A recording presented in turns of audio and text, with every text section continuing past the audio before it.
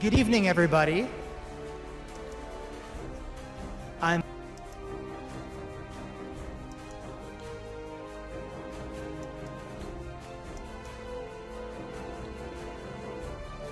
This is what Freud's greatest ambassador, Jacques Lacan, he designated the term in French, which there's no good English equivalent. Enjoyment is close, but it's not quite good enough.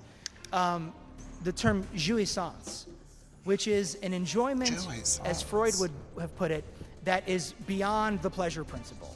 It's an unconscious enjoyment in the repetition of something that undermines yourself, is not in your best interest. So it's a pleasure in pain. It's not a common sense of enjoyment. So I just want to conclude by stressing that it's very important to keep in mind that fundamental distinction between the common everyday use of it and this jouissance of excessive traumatic enjoyment that you don't really enjoy in the classic sense. So, okay, I've talked long enough. I've made you wait long enough.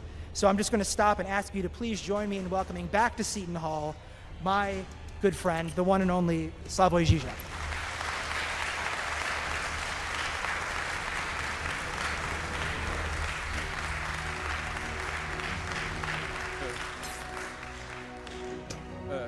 I'm glad to be here again. I hope not the last time. But let me first address a technical problem. Was it only my problem, or your voice had a strange echo? It was a little bit difficult for me to follow it clearly. Can you follow me clearly? It works. Okay. It will be a relatively long talk with some video clips, so I hope not too boring. Let me begin. I want to begin with a well-known scene from Alfred Hitchcock's rather bad film Torn Curtain from 1966.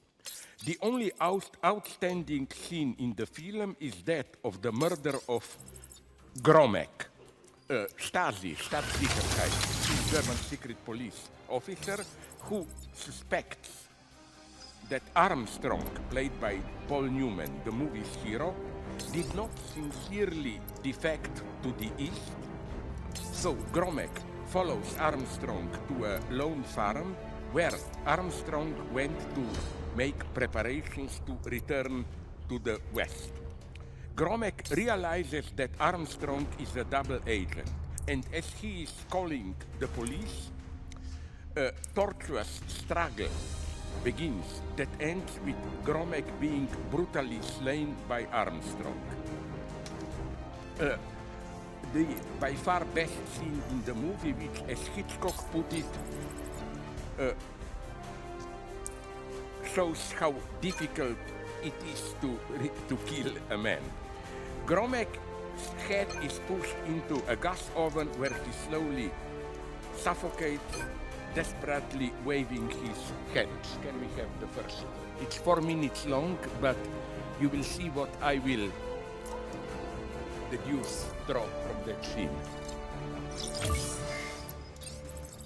Why did I show you this clip? My point has nothing to do with the content, but I want to draw your attention to a shocking fact that I discovered only recently.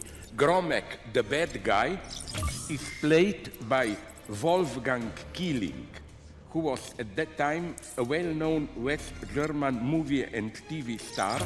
He acted also in some other Hollywood productions, and here comes the surprise. During the post-production of this movie in Hollywood in August of 1965, the so-called Watts race riots took place, which were brutally suppressed by the police. There were around 50 people dead. And you know what happened in real life? Killing, the actor, became disgusted with American society, and as a result, after the film was released, he defected to East Germany in real life, calling the United States, quote, the most dangerous enemy of humanity in the world today, guilty of crimes against the blacks and the people of Vietnam, end of quote.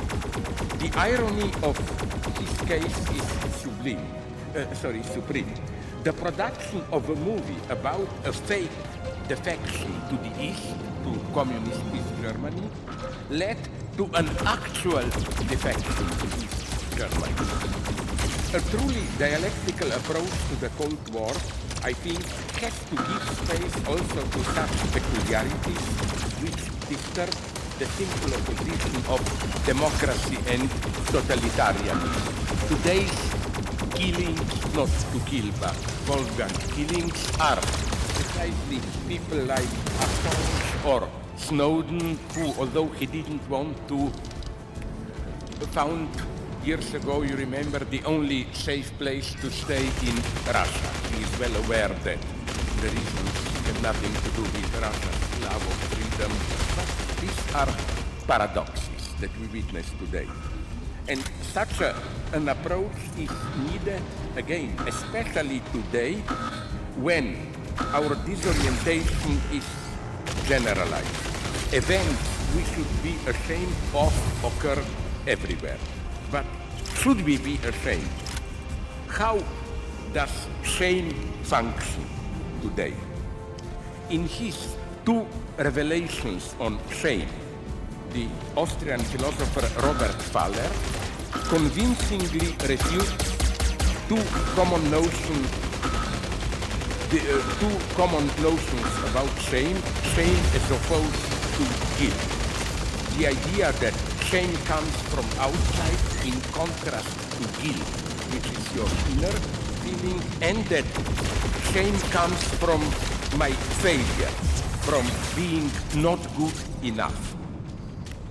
Guilt comes in different grades. It involves rational argumentation, counter-argumentation, and the possibility of pardon. While shame overwhelms us all of a sudden, we just wish to disappear, no rational way out is offered to us. Now, Faller demonstrates how the role of shame changed in today's culture. Shame is no longer the shame of failure or weakness, but the shame of an obscene too muchness, which can be success itself. I am not ashamed of my lack or insufficiency. I myself appear to myself as an obscene excess, an element out of place. I just want to disappear, sink into ground because I'm too fat, because I emit flatulences in public, whatever you want. So the subject perceives itself as an obscene excess, as an element that lacks its own place in the symbolic order which defines the coordinates of our reality. Shame is not triggered by not enough, but by too much. It comes from below, not from above.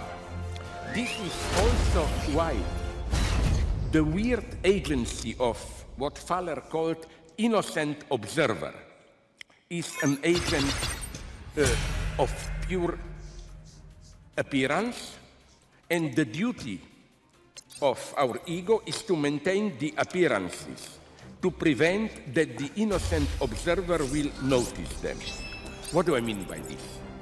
Faller deploys the functioning of this innocent observer perfectly. A quote. Shame doesn't arise when all know about the painful matter.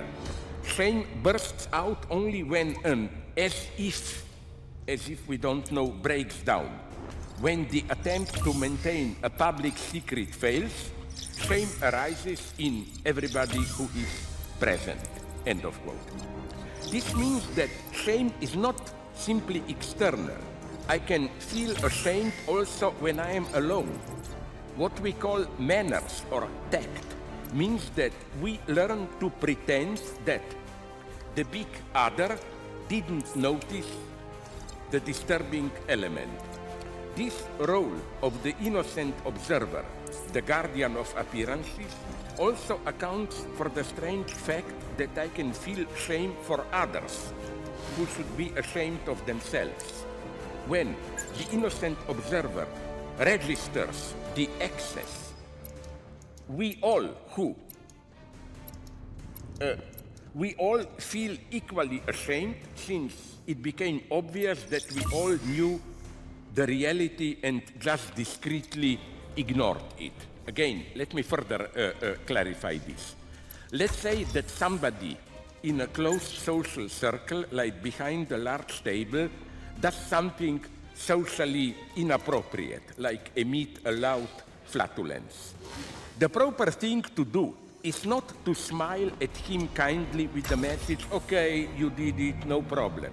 The proper thing is to ignore it totally, to go on as if nothing happened. Now, what do I mean by this agency of pure appearance? I was often in a situation, let's say, again, there are 4 or 5 people, and you know something dirty, traumatic about one of the persons there. You know, and you know that everybody else knows, and they all know that everybody knows. But nonetheless, the moment you mention publicly this fact, everybody is ashamed. This is the best case, I think, or example of what Lacan means by the big other, the agent of appearances. Now let's go to politics. Stalinism is perhaps the clearest political case of such an innocent observer. We all know how absolutely crucial appearances were in Stalinism. The Stalinist regime reacted with total panic whenever there was a threat that appearances will be disturbed. Let me just recall why I wonder if you knew this. Why it never rained during the 1st of May parade in Moscow in Stalinist time. The authorities feared that the rain disturbing the parade would be perceived as an indication that the Communist Party is not all powerful. So they sprayed the sky above Moscow with gases which prevent the formation of clouds. What characterizes Stalinism is precisely this conjunction of raw, brutal terror and the need to protect appearances. Even if we all know something is not true, the big other of appearances should not notice it. That's why from 1956, the 20th Congress of Communist Party, when Khrushchev rendered publicly some of the Stalinist crimes, was such a trauma, you know, that there were doctors in the background and carefully controlling it. There were 6 to 7 direct heart attacks. But why? Nobody learned anything new. The shock was that this was rendered public. So where are we today? Let me take a recent example. Maybe you know this clip from China. The process of choosing 7 members of the Standing Committee of the Politburo, the real seat of power in today's China, is totally confused. It happens behind closed doors. But at the last Congress, now a couple of weeks ago, an unexpected crack appeared in this monolithic edifice. The former, before Xi, Chinese president, who Jintao, Xi Jinping's predecessor as the party leader, was unceremoniously dressed off stage shortly after foreign media came in. He looks disoriented and, as two assistants help him stand, he speaks briefly with Xi, whom he had been sitting next to in the front row. Don't be afraid, this is 1 minute. Why I found this almost a historical event? Although the official comment just mentioned afterwards the bad health and momentary weakness of Hus, who is dragged out, whose resistance and defiance were clearly visible. For a moment, the smooth appearance was disturbed. Why did this happen? There is, and discreetly friends from China told me this, it wasn't that Hu was resisted Xi's total power and wanted to protest. No, it was all staged. So I like this point that the very disturbance of perfect appearance was staged. The first indication is that this incident occurred 1 minute after cameras from international TV were turned on, so that the whole world saw it. So the mask of appearance did not fall down, it was intentionally taken down. Xi himself staged this incident to render visible his brutal power. However, this reading indicates that the new Chinese leadership can no longer cling to undisturbed appearances. It has to disturb them to assert its full authority. Again, I think this is a very pessimist sign, because, you know, Chinese were really obsessed by undisturbed appearance. To give you another example, you know the big introductory at the beginning parade, which took place a couple of years ago, 6, 7, when there were the Summer Olympics in Beijing. They were staged by Zhang Yimou. Maybe you know him, the popular Chinese movie director who did Hero and other movies. But you know what's the shock? The Chinese were the party. They were so afraid that something will go wrong and disturb the appearance, that while the real parade went on, what the world saw on TV was a pre-recording of earlier staging of the same parade, so that they could be absolutely sure that nothing will go wrong. So let me go on. So they wanted to, they experienced that if the perfect appearance is disturbed, it's shame. It's total shame. It shouldn't happen. And again, as I already said, this is what I found nonetheless fascinating, especially with regard to what goes on today in classical communism. Again, as I already said, it's extremely brutal, but at the same time, it's incredibly afraid of the slightest disturbance. And I had, when I was much younger, in late 70s, I was the editor, one of the co-editors of a journal, and we published some poem.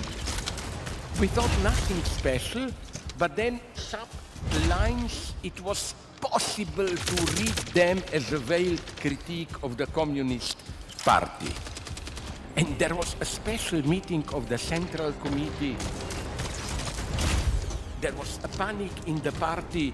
No wonder, I think it was Brodsky, the Russian immigrant poet, who said, and in some sense it's not just a cynical joke, it's true, that at no time in human history poetry was held at a such high place than in Stalinism. People got shot for a wrong line in a poem and so on. the irony of my case was that if there were to be no panic from the party, nothing would have happened, nobody would have noticed that stupid poem. So now I come to the point that you mentioned, the excess which causes shame is profoundly linked to some kind of surplus enjoyment. I feel shame when doing something that I secretly enjoy, like the same tasteless example, emitting flatulence. Plus, and this reflexive term is crucial, I enjoy this shame itself. In some of his acts, but not all of them, Donald Trump acts without shame. The liberal leftists feel shame for him. And this shame attributed to others is in itself a source of pleasure. I enjoy others feeling shame for what I am doing. However, Trump's shamelessness is not unlimited.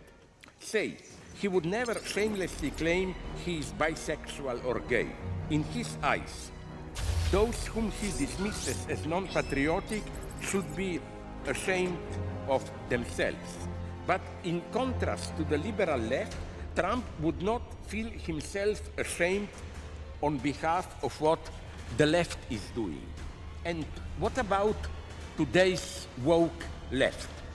I think Fowler is right to point out that we often have shame instead of argumentation. A quote.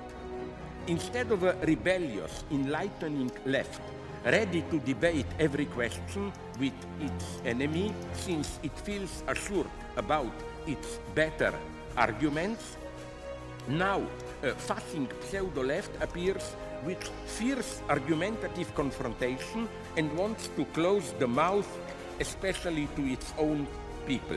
End of quote. So I think the lesson of this is that shame is simply not reliable. You mentioned to me this afternoon in Mark Twain's Tom Sawyer. You remember that wonderful moment when Tom does a good thing. He helps, I think,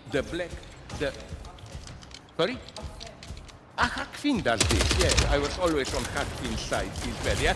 He helps the black Jim, the slave, escape, but he feels ashamed of it. It's an obvious case of how the truth is here on the side of his acts, not his inner feeling. So we should move from shame to critical examination of the entire situation, including shame itself. Yes, the first step should be, it's horrible when you see no shame when something shameless is happening, but then we should go on. So let me give you an example of this, which again, there is nothing obscene, violent, but it shocks me. A week ago, on October 23rd, a video clip was released which reportedly shows the Russia Chechen Republic leader Ramzan Kadyrov being given 3 Ukrainian prisoners of war by his teenage son. His teenage son, his 3 sons, 16, 14 years old, went, that's the official meet, as volunteers to Ukraine, and they came back with 3 prisoners, and they give them as a present to his father. Short clip, very short clip. Then, 16 years old kid gives his father 3 prisoners as a gift, as if prisoners of war are private property and even minors can own them. Plus, what I found most shocking is the fact that this is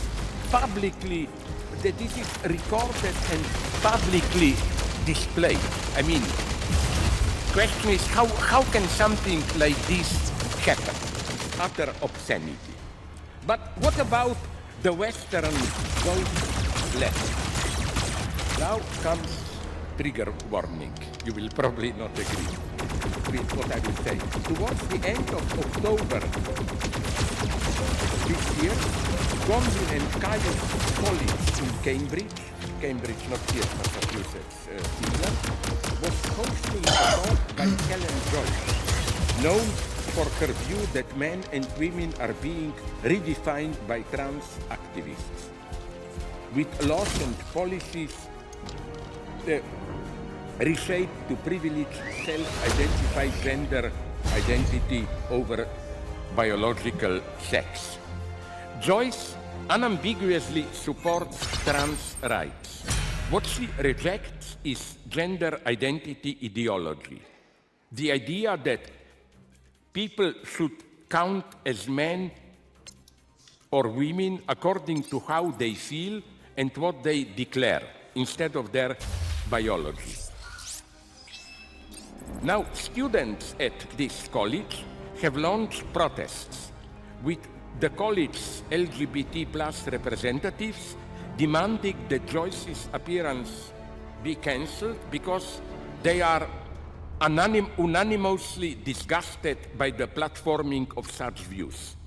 Tutors were even opening a safe space, welfare tea room for students during the talk, blaming understandable hurt and anger for many students, staff, and fellows caused by this invitation.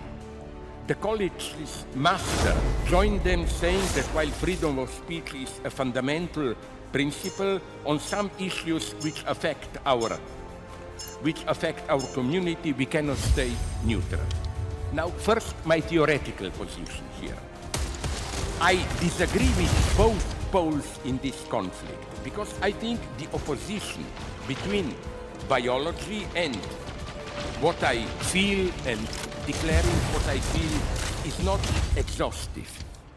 Where, and here is my criticism of some of this free choice of gender ideology, where is Freud here? Where is the Freudian subject of the unconscious, which is neither biological nor a matter of feeling?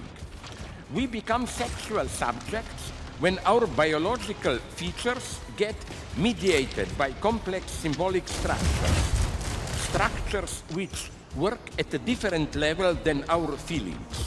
No matter how sincere, feelings may deceive. But nonetheless, I think that debating the role of biology or social symbolic structures in the formation of our sexuality is a legitimate topic. How fragile the opponents of Joyce's appearance must be if they experience such a debate as something so threatening that they even need a safe space to protect them. Is it not that their refusal of debate betrays a fear that such a debate may render palpable the weakness of their position? Plus, are they aware that the logic of my identity is what I feel, if I feel a man, a woman, a trans, and I declare what I feel, can also be used in a directly racist and sexist way? A full-blooded heterosexual would also need a safe space to avoid LGBT plus persons by whom he is anonymously disgusted. I'm not agree with him. I just claim again that this idea of my identity is what I feel, immediately experience and declare. It proceeds as if there was no Freud, no divided subject, no psychoanalysis, and so on and so on. Duane Russell, my Canadian friend, characterizes woke as racism in the time of the many without the one. This may appear problematic, but I think it hits the mark in an almost exact opposite to the traditional racism which fights against a foreign intruder, posing a threat to the unity of the one, say, immigrants and Jews to our nation.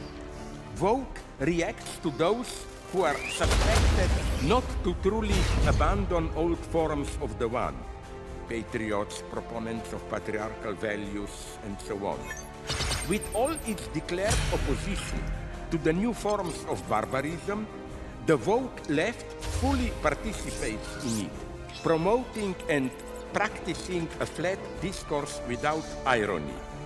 Although it advocates pluralism and promotes difference, its subjective position of enunciation, the place for which it speaks, is extremely authoritarian, allowing no debate and imposing exclusions which are often based on arbitrary premises.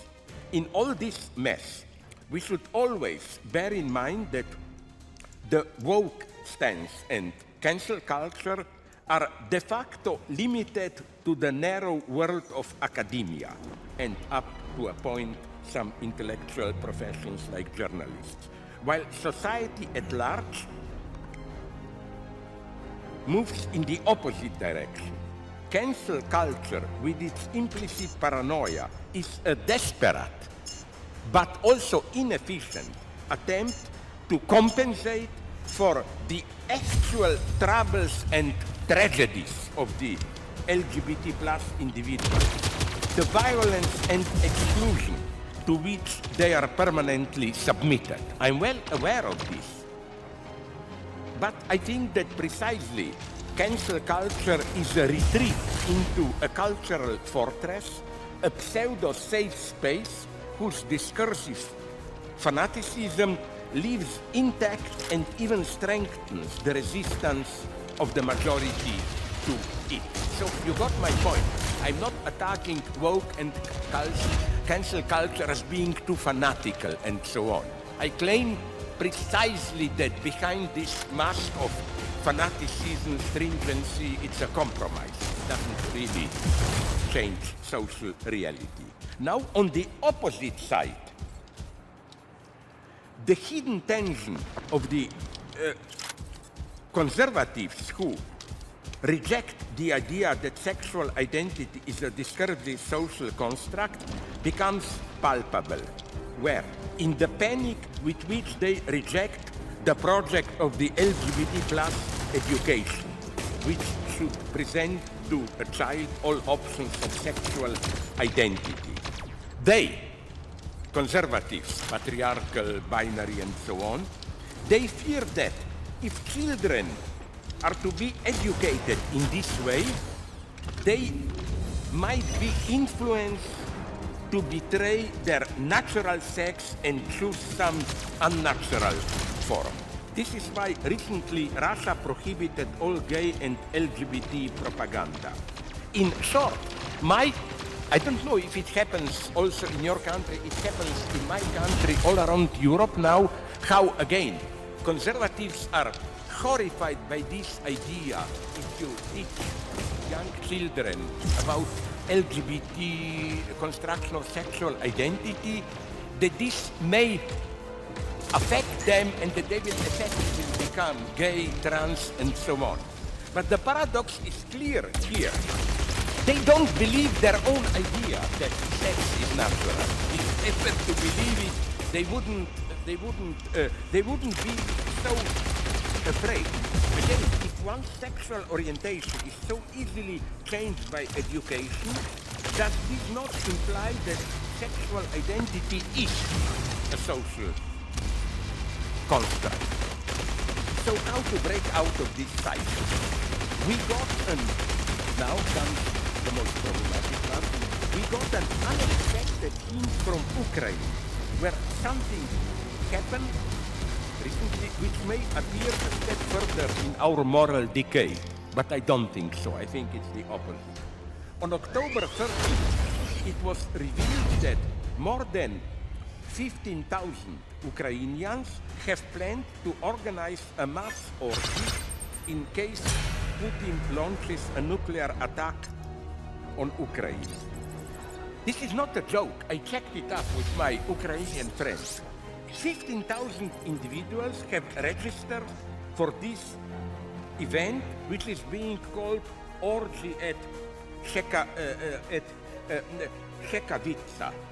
The mass event will be taking place, okay, now it will not, probably there will be no nuclear bomb, will be taking place in a pre-decided place on a hill in Czechowitsa, part of Kiev.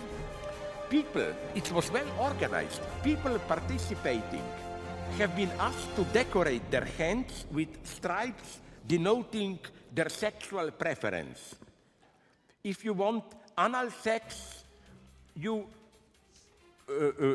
have 3 stripes on your hand.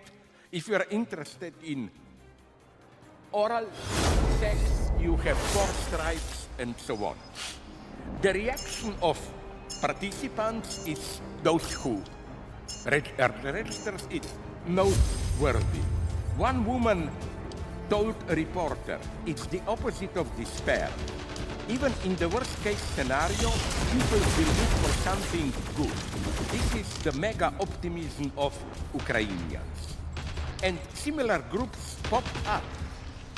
For example, an orgy on Deribasivska Street in Odessa, and so on. Now, one should take notion of collective orgy as a life-affirming project in the time of extreme despair.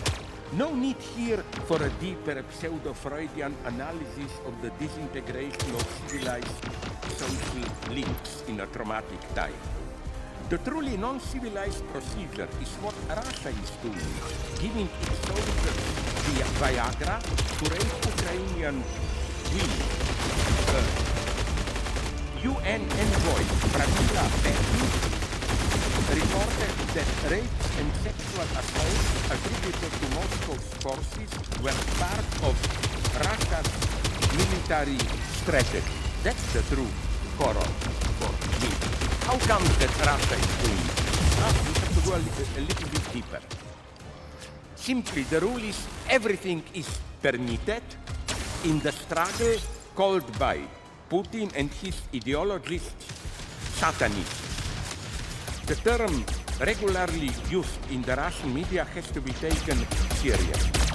Alexei Pavlov, Assistant Secretary of the Security Council of the Russian Federation, is now calling for the desatanization of Ukraine, saying that there were hundreds of sects in the countries, of sects, where citizens have abandoned Orthodox values. Quote, I believe that with the continuation of our special military operation, it becomes more and more urgent to carry out the desatanization of Ukraine.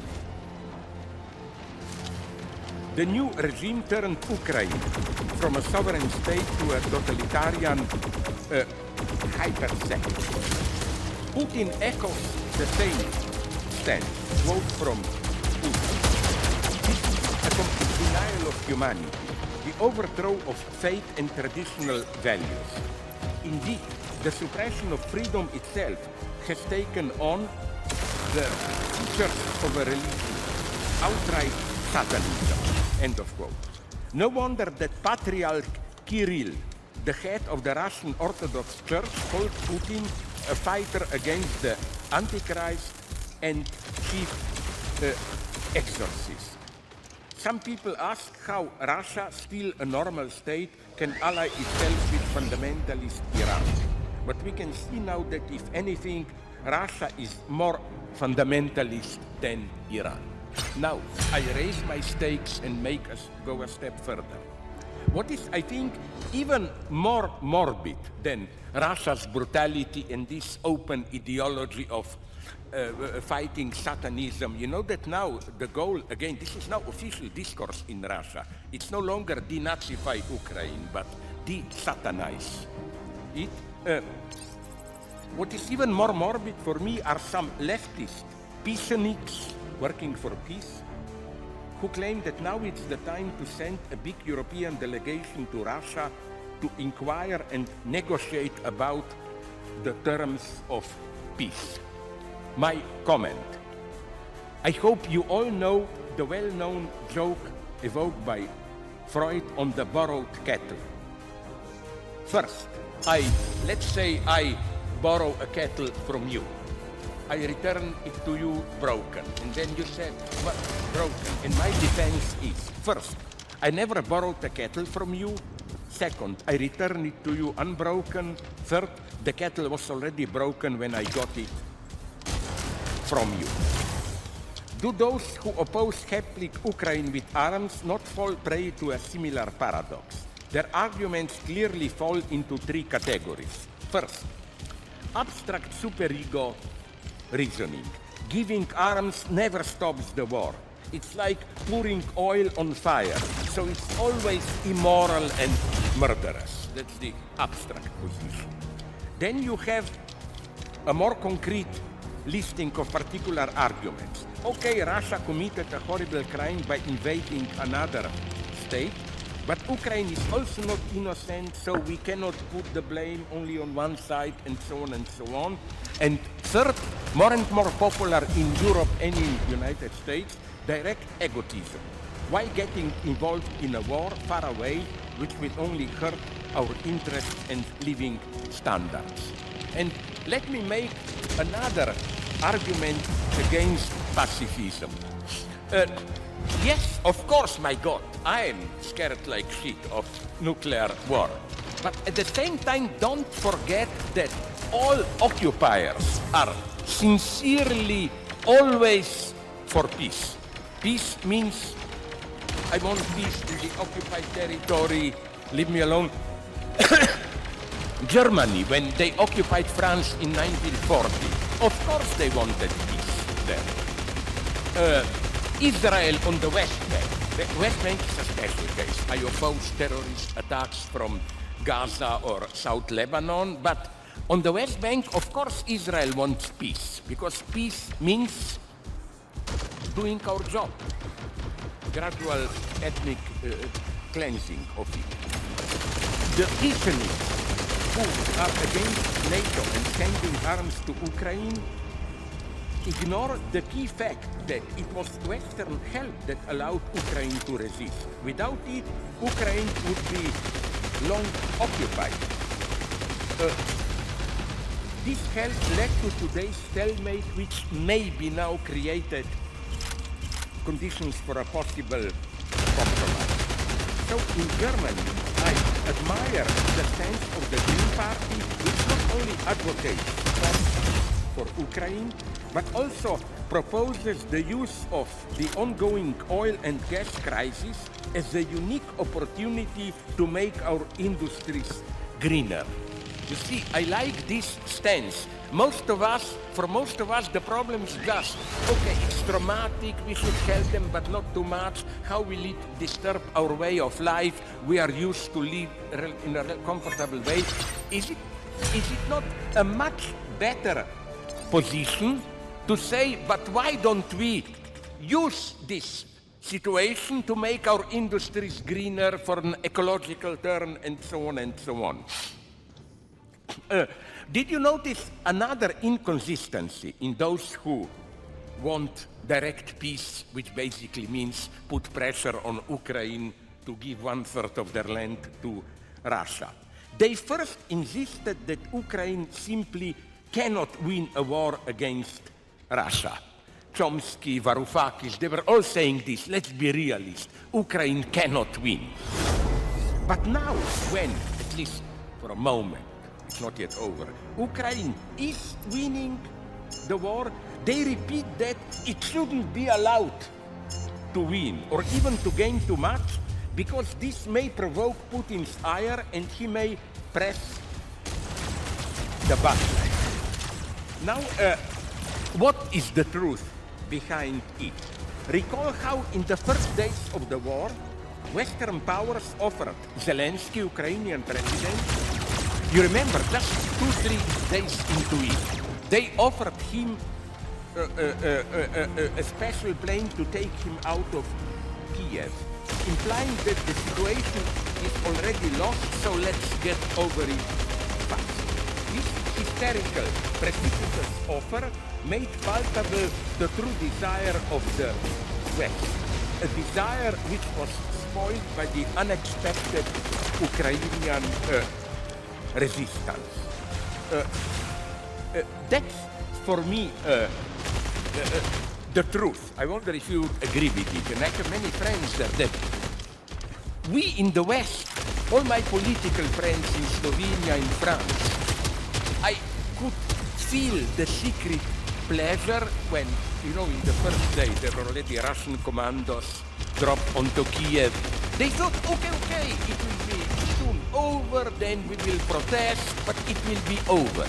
The true bad surprise was Ukrainians really, they tell you this privately, not publicly, Ukrainians screwed up everything by their resistance. Couldn't they just swallow it and sacrifice themselves for our Western welfare and so on?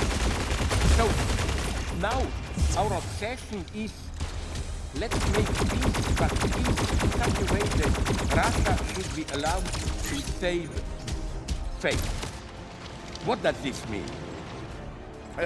Dmitry Medvedev, a former Russian president who now serves as deputy chairman of Russia, Talks on your house. recently said that, listen carefully, that the US You stole my vampire points. military alliance would be too scared of a nuclear apocalypse to directly enter the conflict in response to Russia using tactical nuclear weapons.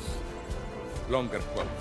I believe that NATO will not directly intervene in the conflict even in this situation. After all, the security of Washington, London, Brussels is much more important for the North Atlantic Alliance than the fate of a dying Ukraine that no one needs. The supply of modern weapons is just a business for Western countries. Overseas and European demagogues are not going to perish in a nuclear apocalypse. Therefore, they will swallow the use of any weapon in the current conflict. You see, that's why, for me, this idea, let's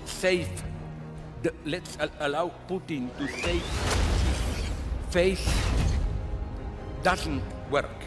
Because what Medvedev says here is exact what amounts to preventing the West to save its face. Medvedev in advance interprets every compromise as the West will lose its face. They are afraid. They don't want to perish in a nuclear war, and so on and so on. Also, as for the background of the war, and I'm talking now as a Leninist communist, my God. Here you get, please listen carefully, and then we will slowly come to the end. Putin, it's incredible. People forgot this, what Putin said on 21st of February, 2 days before the attack. I found this line shocking. I don't get it how some leftists claim NATO imperialism and so on. Putin openly declares himself a conservative with a goal to destroy European unity. He's systematically supporting all extreme right wing in Europe, Le Pen in France, Salvini in Italy, and so on and so on. And the big bad guy for him is Lenin. And it's true. Look at the history. The 20s, okay, there was a civil war, blah, blah, but in 22, when the civil war was over, it was a golden era for Ukraine. Under Tsarist Russia, Ukrainian language was not recognized, and so on and so on. In the 20s, Ukraine was admitted as a full nation with all the cultural apparatus. It was an extraordinary time, especially in Ukraine. Like, do you know that for some time there were, incredible story, just the visual arts. At some college in Ukraine, college of visual arts, at the same time Malevich and Chagall were big. They couldn't stand each other, and so it was a golden era. Then with Stalin, the line changed. That's why today in Russia, Lenin is out, Stalin is half in. And also, this idea of this is the most dangerous line of argumentation. I don't know if you have it here. This idea of Euro-Asianism. My God, do people know history? At the origin, this is a fascist idea. Do you know that already in the early 20s, amongst Russian emigration, anti-communist emigration, came this idea that, for example, the main person here is Ivan Illich, who is now quasi-political philosopher. His body was transported from France, brought to Russia, buried with all state honors, and so on and so on. His idea was that fascism was good, according to the end Mussolini, Hitler, but that their fascism was too much under the influence of Western mechanical society, too industrial, and that the only true fascism would have been the Russian fascism as the right balance between Western individualism and Asian, this global immersion of the individual into a crowd and so on and so on. Now, okay, here I am. Now I come to my conclusion. What interests me, and this is the real danger that I see, is that this Putin's line of criticizing the West as decadent, orgy, and so on, gay rights, LGBT+, is more and more in consonance with American new right. I use this term with full irony, friend Jordan Peterson from the debate, I was shocked. I didn't know he will do this. You know that he adopted now a pro-Russian position. But I think in some sense he is right, not in the sense that I agree with him, but I think that American new religious conservatism and what Putin is doing are gradually getting coordinated.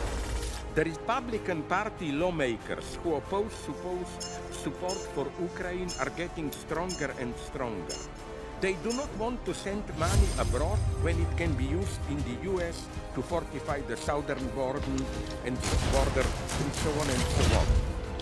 For example, Trump-backed candidate P.D. Vance criticized Ukraine as a corrupt nation run by oligarchs, and while he formally condemned Russia's invasion, he also called it insulting and strategically stupid to devote billions of resources to Ukraine while ignoring the problems in our own country.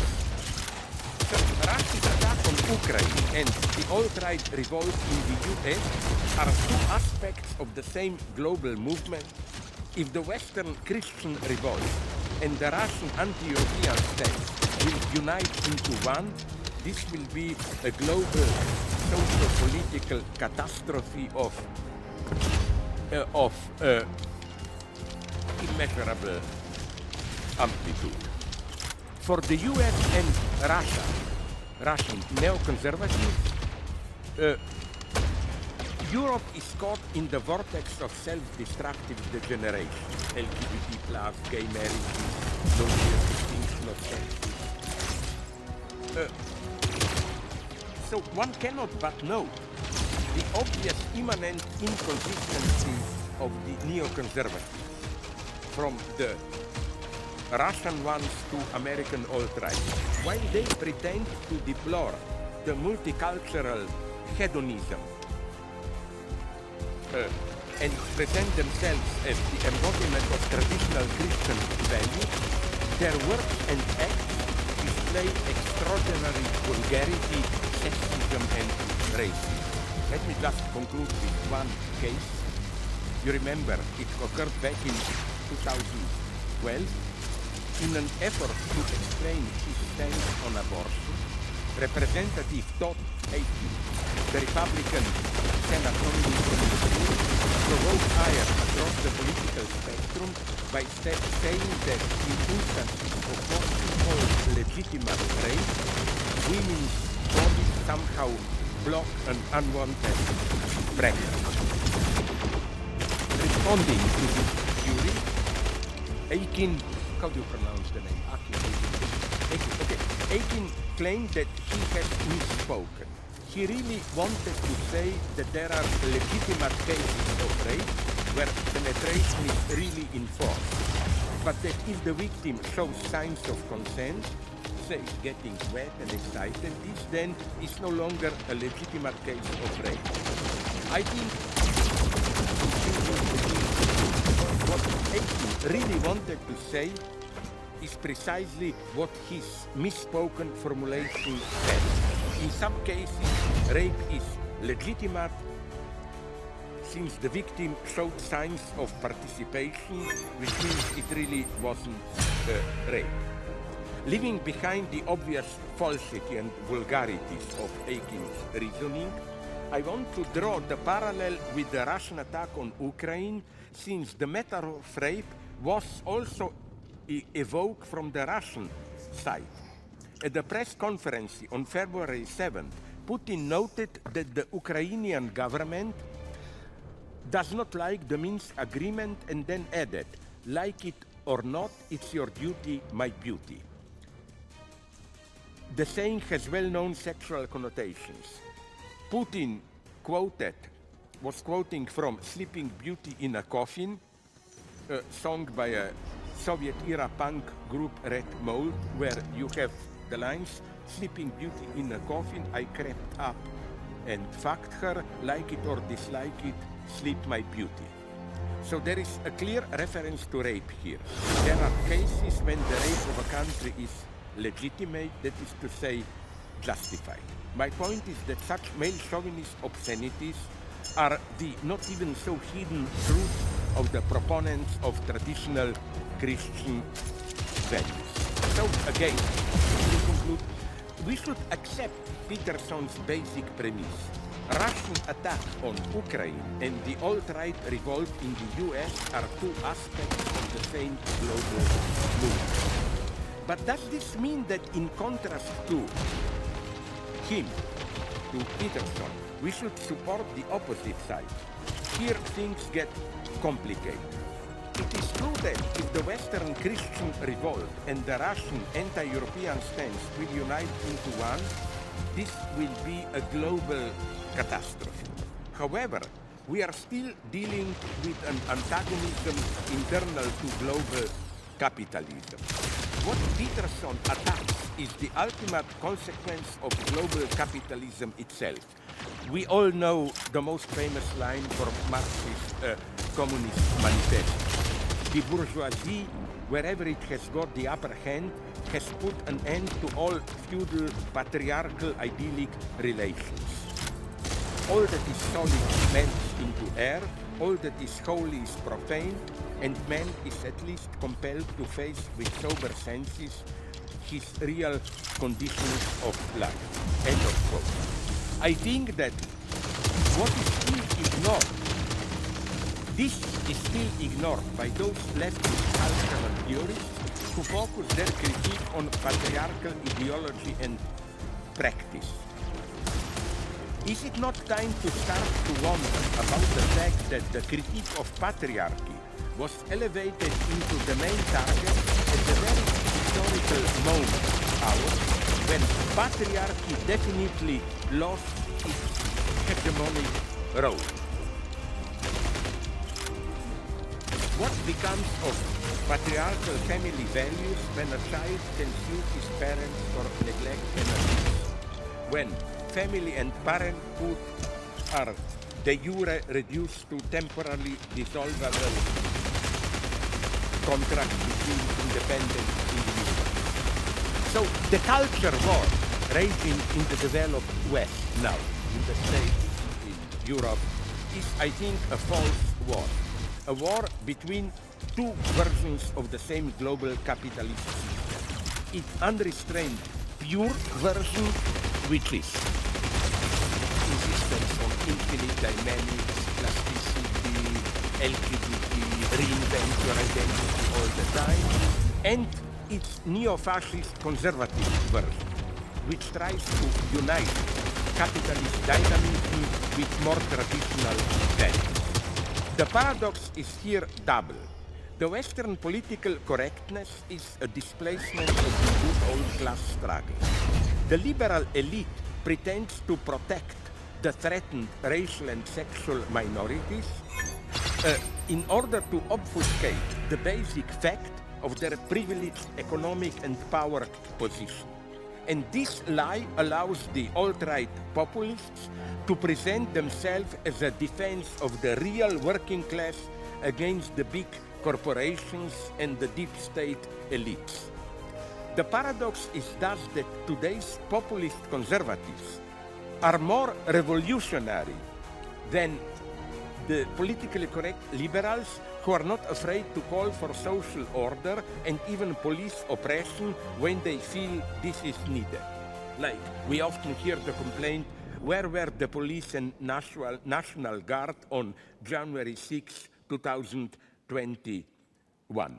The implication to be drawn is not just that left and right are today outdated notions, but that both poles of today's Cold War can only be properly grasped as a displaced class struggle.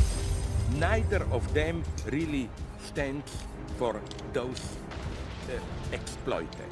And again, this is our tragic predicament today.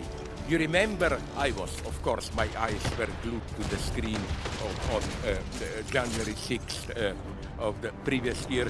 You remember the crowd invading Capitol.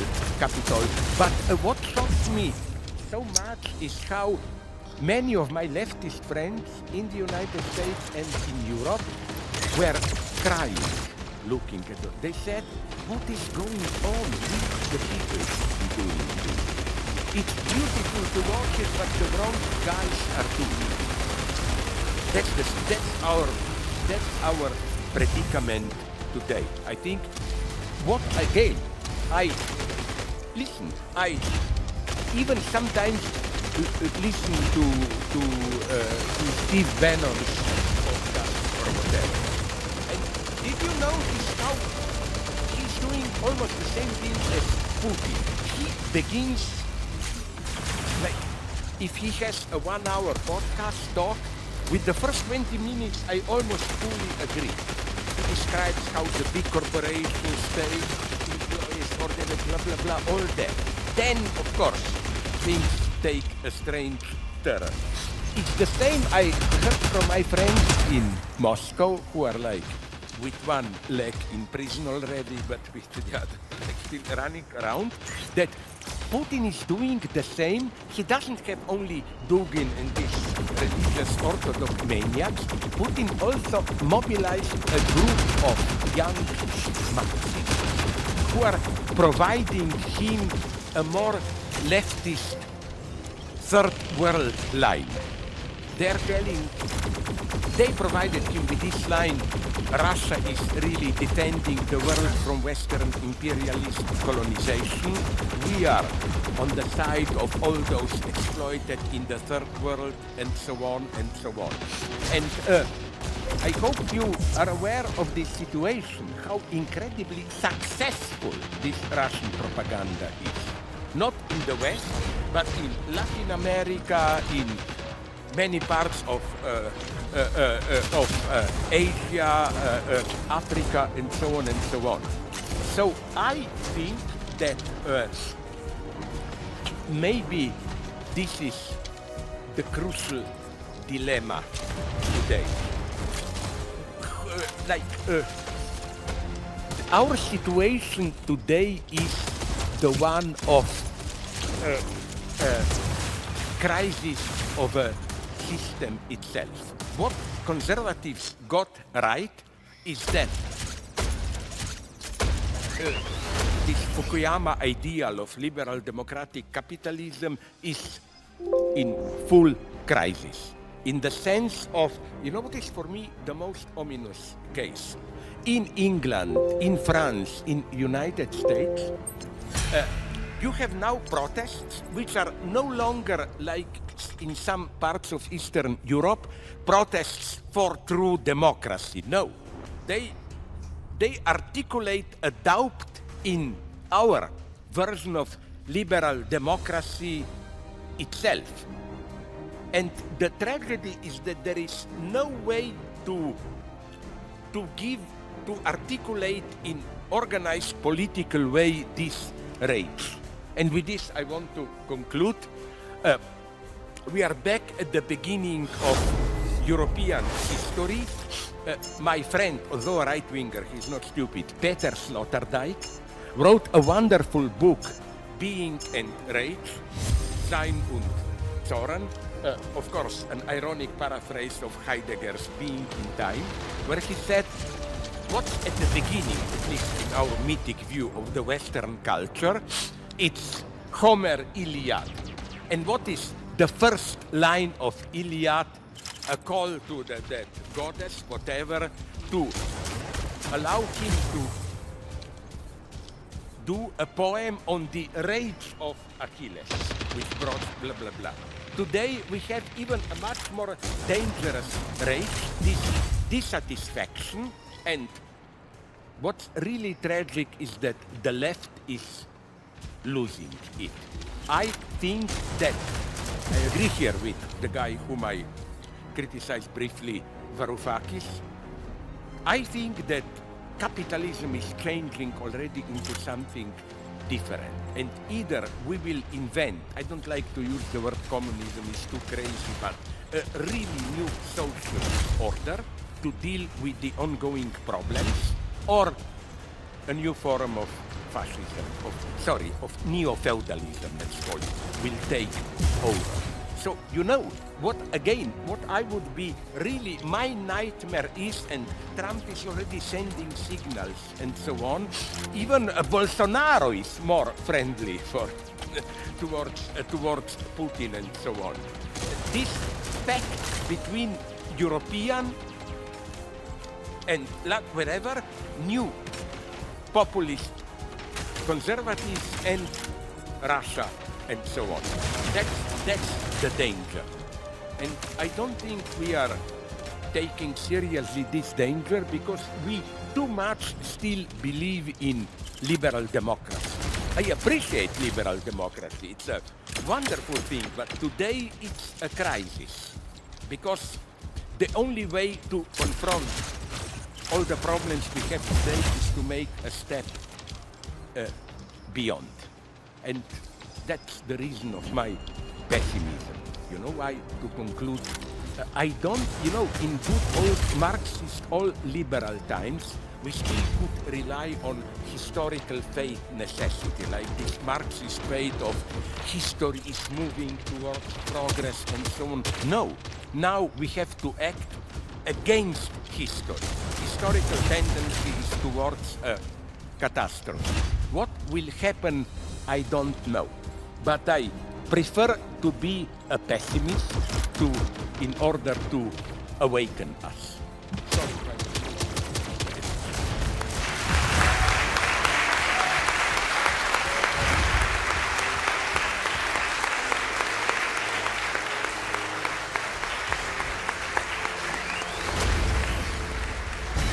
No, stop, please. We don't have time for this. I said some things which may be very problematic for you. First, about, I'm not bluffing, you know, I'm not reading, apropos Russia, Western propaganda. For very conformist reason, this will, I hope, amuse you, which shows the depth of my depravity. When I was in a high school in mid-60s in Slovenia, we had English was obligatory, first, second language, and then we had the choice of another. It was either French or German or Russian. I've chosen Russian for disgusting reasons. My idea was, it's a Cold War, one side will win, I want to be sure to speak the language of the winner. But now it comes good because, you know, I am not I am not just reading about it. I listen all the time to Russian media. And it's even more horrible than what this report. And the second thing with this, I really conclude, some pragmatic friends of mine are telling me, but don't take all this stuff about Russian mission, holy war, don't take it seriously, these are just words. What they really want is just a small part of Ukraine.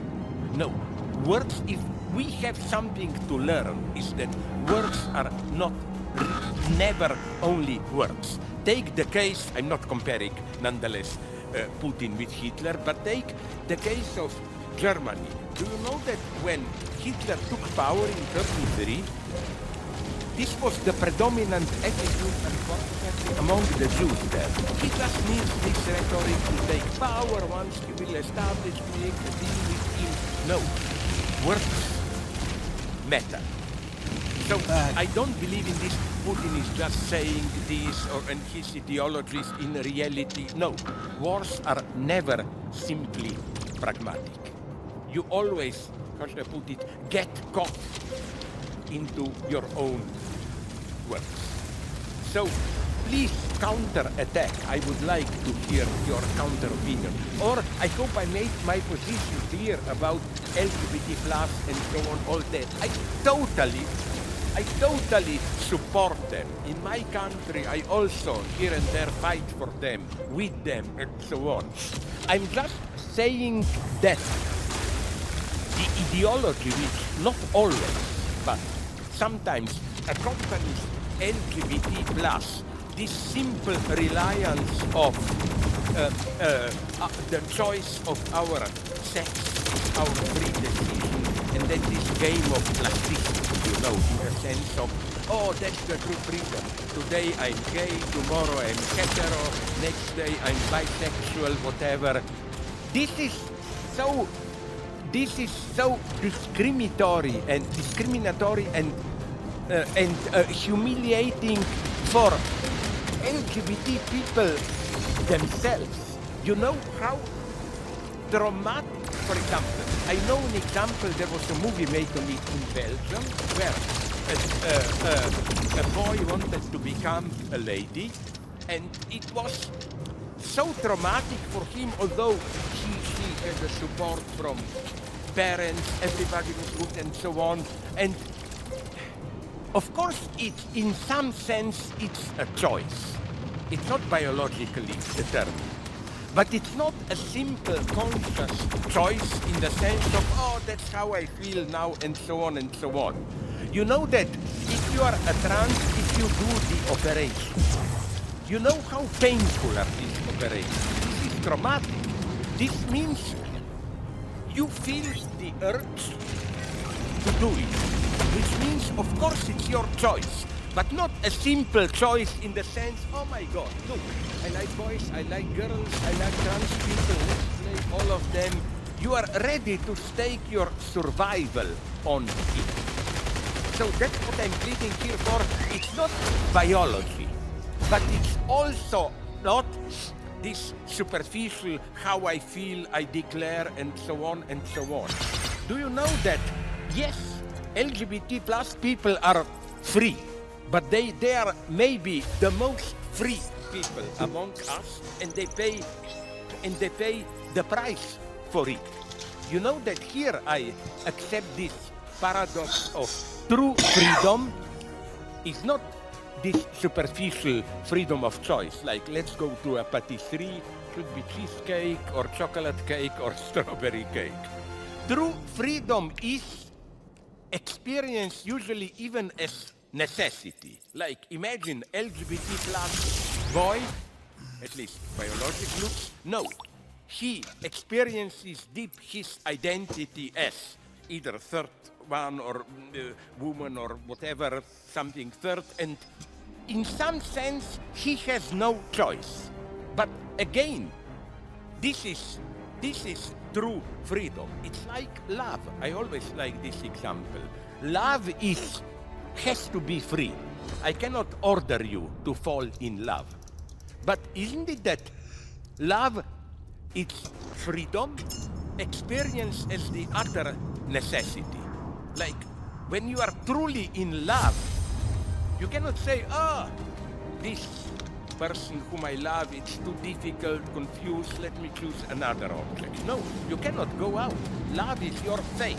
And precisely as such, it is free. So, as somebody trained with psychoanalysis, theoretically only, no, I would never do practice. Some students years ago wanted me to be their psychoanalyst. You know what was my reaction? I told them, you don't need to be your analyst, then you are really crazy. You need one. But what I'm saying is that Freudian psychoanalysis give the thick background of all the traumatic dimension of the topic done by LGBT plus. But again, I don't like this idea, which sometimes you can feel it, that basically sexuality is free in this superficial sense. You flirt with this, with that option, and then the evil patriarchy comes and tells you no, binary, this, that, and so on and so on. No, Freud was right. We are extraordinary, complex, divided persons, and the great lesson of Jacques Lacan is that there is always a minimal gap between what you desire, what you want, and what you really desire. It's quite often that what you declare that you want, it's part of a struggle against what unconsciously you desire. And I think out of my respect for LGBT plus people, and to conclude, yes, then I will really stop. If you are stupid enough to believe, but I will. No, you know what attracts me, and I was so proud when LGBT plus many people, okay, now it's not LGBTQ, whatever, and so on. You know what's my basic idea and disagreement with some strength? How do you, maybe if you read some of my books, you must know this, like, how do you define the plus in LGBTQ+? Either in an empirical way, which is, maybe there are other identities that the list is never complete, so plus stands for, let's see, if you say, I'm neither L nor G, B, T, blah, blah, the space is open for you, but I propose a much more radical reading. As subject, we are basically this plus itself, escaping every identification. That's why, I'm sorry, I didn't go more into philosophy, that's why modern subjectivity is more feminine. And that's the great thing about psychoanalysis. What I mean by this. You know, hysteria for Freud, and the compound is out, it's the basic form of critique of ideology in practice. Why?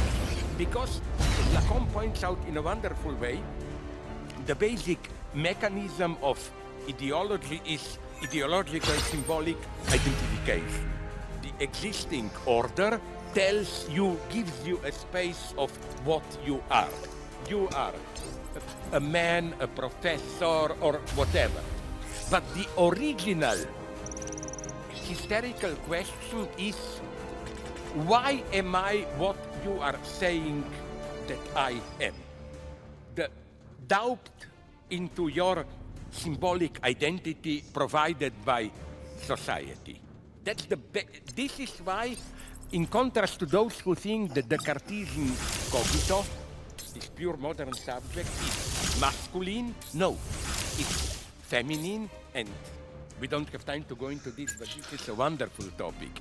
You know that's why already in his age, early 17th century, when Descartes was extremely popular among women, who immediately got this.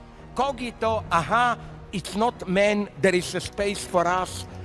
And women, not just Queen Christina of that stupid movie with Greta Garbo of Sweden, but it was extraordinary what movement among women was triggered. And all this is so important today. If we live also psychologically in an era of paradoxes, my God, it's permissiveness which is turning around into strict regulation with all the politically correct rules and so on and so on. It's with all this focus on, again, permissiveness and pleasure, what we get is more than ever impotence, frigidity, and so on and so on. Sex is a big mess. We have to accept this. In itself, it's a big mess. And here, although at other points I disagree with her, I agree with Judith Butler, where she pointed out how the basic, this would be the minimum of what you mentioned, this surplus enjoyment as opposed to pleasure. You know that sexuality always gets entangled in these paradoxes. Your desire is repressed, but then it turns around into the repression of, into desire for repression itself. The very mode you try to repress your desire turns into an additional source of enjoyment and so on and so on. And I think here, precisely in today's mess of sexual identities, psychoanalysis is needed more than ever. Now, it's really time for me.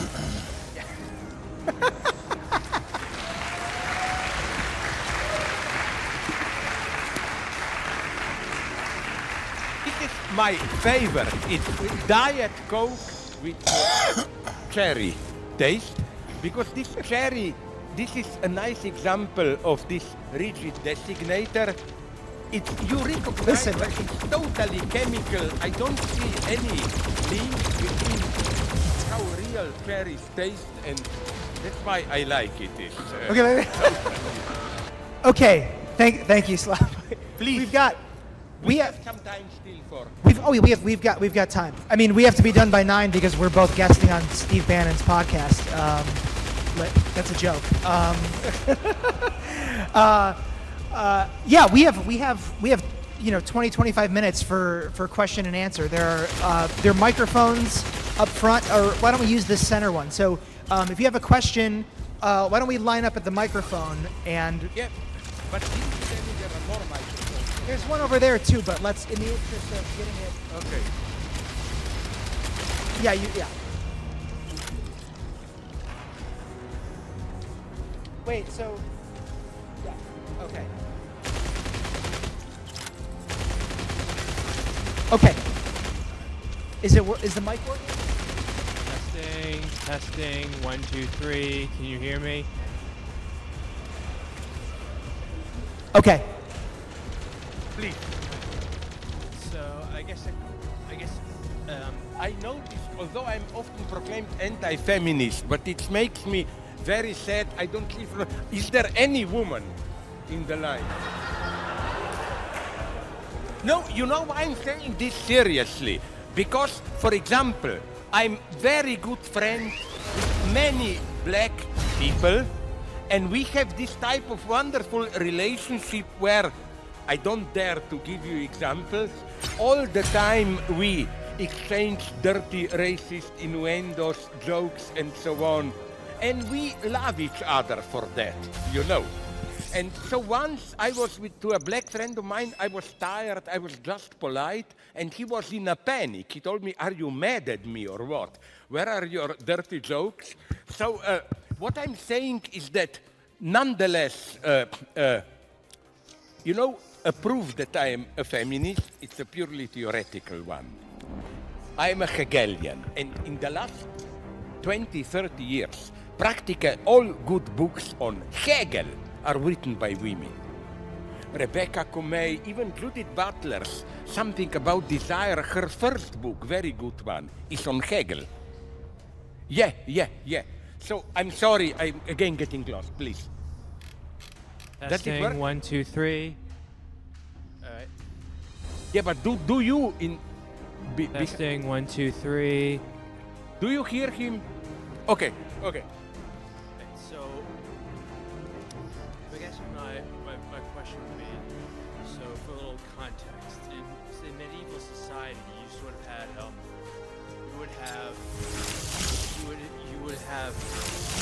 you had the concept of the carnival was a very common sort of thing. Carnival. Yes, and you had a sort of similar things in similar societies, like in ancient Rome. I think Yeah. the anecdote of how they'd have a festival or something where they'd make the slave the emperor, the king for a day, and at the end of the day they'd kill him. So you sort of had this sort of publicization and sort of social acceptance of this sort of bizarre, irrational into the sort of form of public release. Do you think that a sort of modern sort of sense of trying, sort of like 15th, 16th, 17th century, trying to lift the average person outside of that carnival, do you think that the sort of 20th and 21st century has sort of seen the sort of carnival and sort of this very sort of strict regime that you might see spoken about in sort of like food cult? Do you think that the 20th and 21st centuries are sort of that the carnival and this sort of order that we tried to create without it are sort of converged and merged? Do you think that the sort of shame that is sort of is being seen on this sort of on the public level is at the very consequences of those merging? It's a very precise question. What I'm still, in some sense, sorry if I disappoint you here, attached to modernity. I still think, maybe not early modernity, but French Revolution is a mega event for me and so on. So my point would be that already what happened in the 20th century was a kind of a dark underside of carnival. Do you know, probably, did you read the book, it's a classic on carnival, among others, by Mikhail Bakhtin on François Rabelais. He elaborated this notion of carnival, but my friend, the German art theorist Boris Groys, recently got hold of archives of Bakhtin. He survived the purges because he moved to Kazan, some smaller city, and the big Moscow bureaucracy forgot about him. And what's so fascinating is that, you know, what's the unanimous message from his private notes? That for him, the big carnival that he didn't dare to mention were the Stalinist purges. Because it was, you know, today you are a king, member of Politburo, tomorrow you are an English spy, a British spy. It was, and even in, there is also a carnival aspect. Some friends of mine, black people, are exploring it. Ku Klux Klan in its, sorry for this horrible term, I mean it ironically, golden era in 1920s. You know, it was the end of the week carnival for the white people. Let's have some fun, let's lynch some black guys, let's rape some black women, and so on and so on. So I think that I always found it problematic to oppose this rigid order of a society and this moment of freedom where the king is a servant, the servant is the king, all that stuff. I think that in most of the time, carnivals were simply a kind of a libidinal supplement in an intermediate way, even supporting the existing order, which you should not forget this. Don't idealize medieval times. There are many things we don't know. I mean, we don't know, but how brutal oppression was there. I mean, you know, sometimes we idealize them as a kind of a small organic community, extremely brutal times. So what I am, of course, there are attempts to see even in mass sport events and so on, new forms of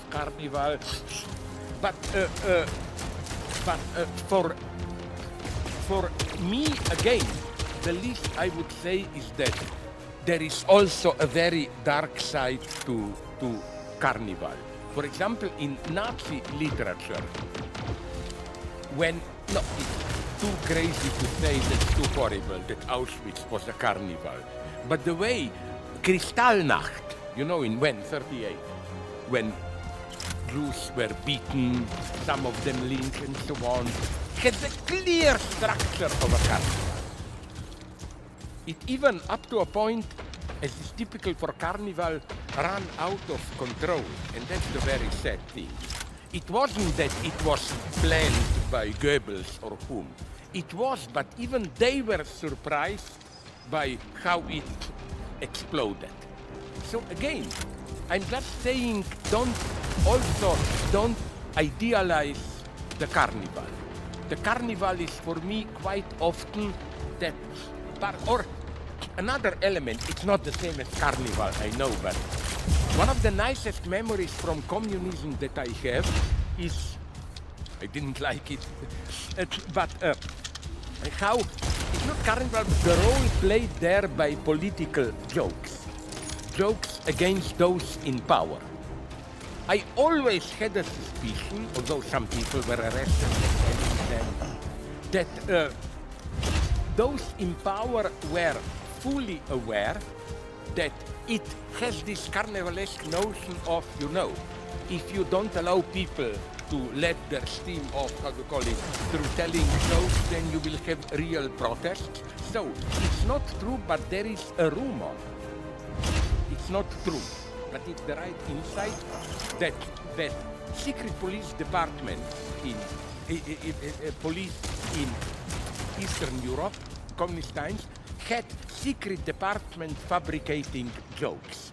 Not jokes against the Western decadence, but jokes against their own The idea was give these people to start a way to express their anger, and so on and so on. And again, with Stalinism, it's absolutely clear this functioning, this carnivalesque dimension. Especially when the purges got serious. The true Stalinist purges were 34, 36. And pure carnival in what sense? Do you know that, for example, in those 2 years, 70% of the Central Committee members were liquidated, more than half of the headquarters of the army top generals were liquidated. Situation was the worst. It's very interesting to know this in Ukraine, where that's what I call a purge. In 1934, Ukrainian Central Committee had 200 members, Central Committee of the party. You know how many of them were alive 3 years later? No, 2 years later. 3. That's what I call a purge. So, again, I didn't answer all the depth of your question, I know. I'm just saying that Bakhtin himself is misread when he is presented as the guy who somehow just celebrated Carnival. No, he was well aware of the dark aspects of a Carnival, of this other side. Otherwise, I am an idiot, but not complete idiot, which means that I am well aware of the finesse of your question, the other aspects. But now, I will just limit myself to this general point. Don't overestimate some kind of a, non-emancipatory power of Carnival.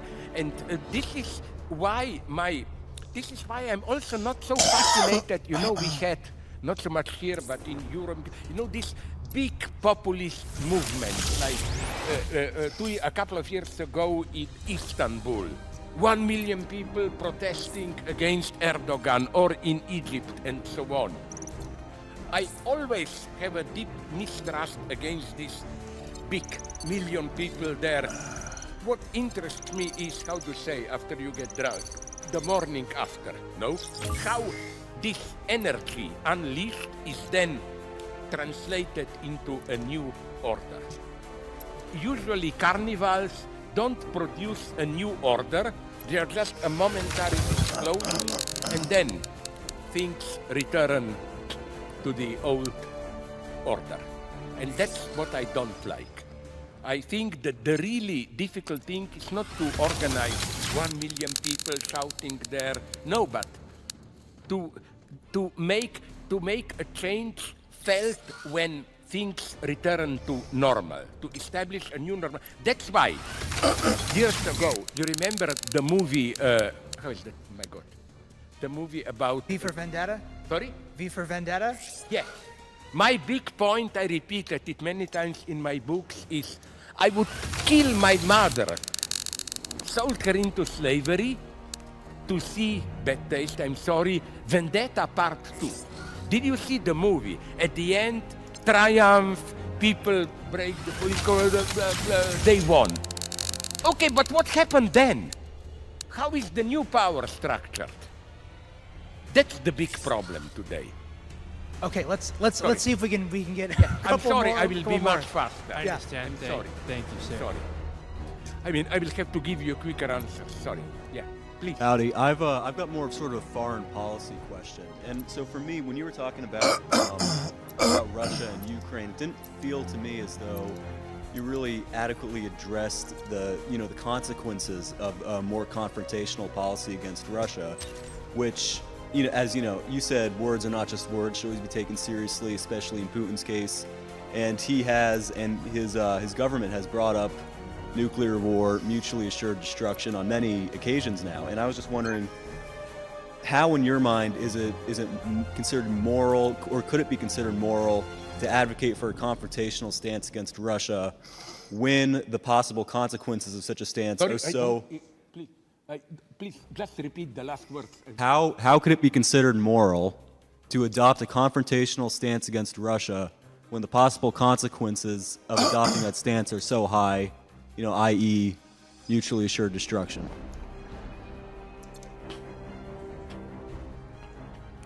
But I totally agree with this. But why do you think that... Isn't it that the way I see it, that Russia started the topic of using tactical nuclear weapons and all that stuff and so on and so on. And I think first, I don't believe that Putin is a madman and so on, who just waits to press the button. I think he's precisely playing on this fear. My God, what if I go crazy and so on and so on. So, you know what's my problem? Many of my friends buy this line, whenever NATO does something, it must be bad or whatever. But my problem here is, okay, I tell you this. We can talk for hours, because I'm also very critical of Ukrainians. First, the mistakes, and it's two weak word mistakes they made. Point two, this is the darkest part. How? Even now, the West is already, everything is set in motion to prepare, whatever you call it, I hate these words, neoliberal colonization from the west of Ukraine.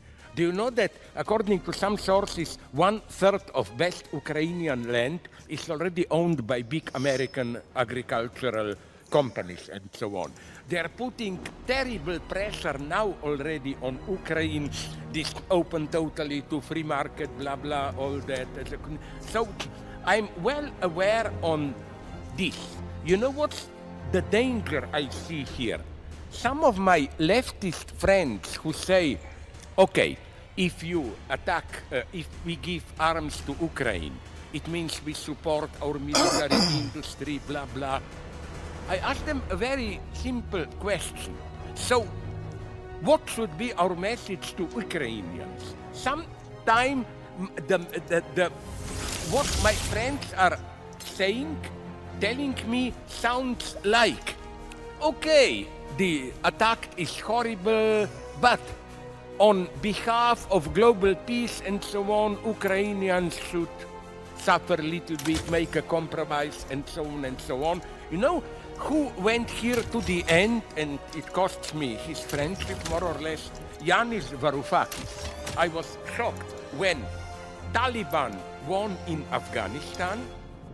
He posted a tweet, whatever. And his point was, it's a great defeat of American imperialism. It's a great victory. Then he says, okay, women will suffer, we should help them, but nonetheless. So his message is that we should say to Afghani women, yes, it's horrible, but sorry. There is a higher interest of defeating American imperialism, blah, blah, blah, just suffer. This is for me the most horrible thing to do. For example, when people also, some of my leftist friends, condemned Finland and Sweden, their desire to join NATO. My point is, and I know I have high political connections there, they were scared like shit.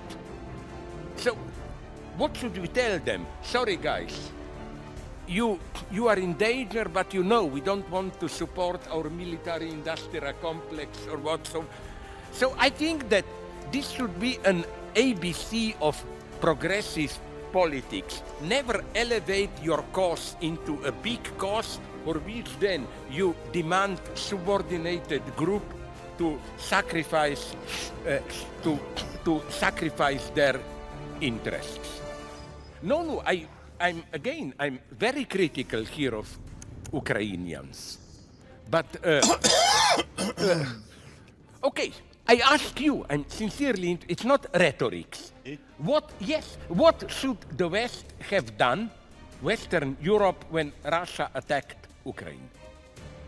That's a big question, but I don't see how I think the suffering of Ukrainians can be put, how we can say that it's better to have the whole world suffer than to just have Ukraine suffer. I agree, it's horrible for that to happen. But when you're talking about world war here, there is already in what you said some implications, factual implications that I find problematic.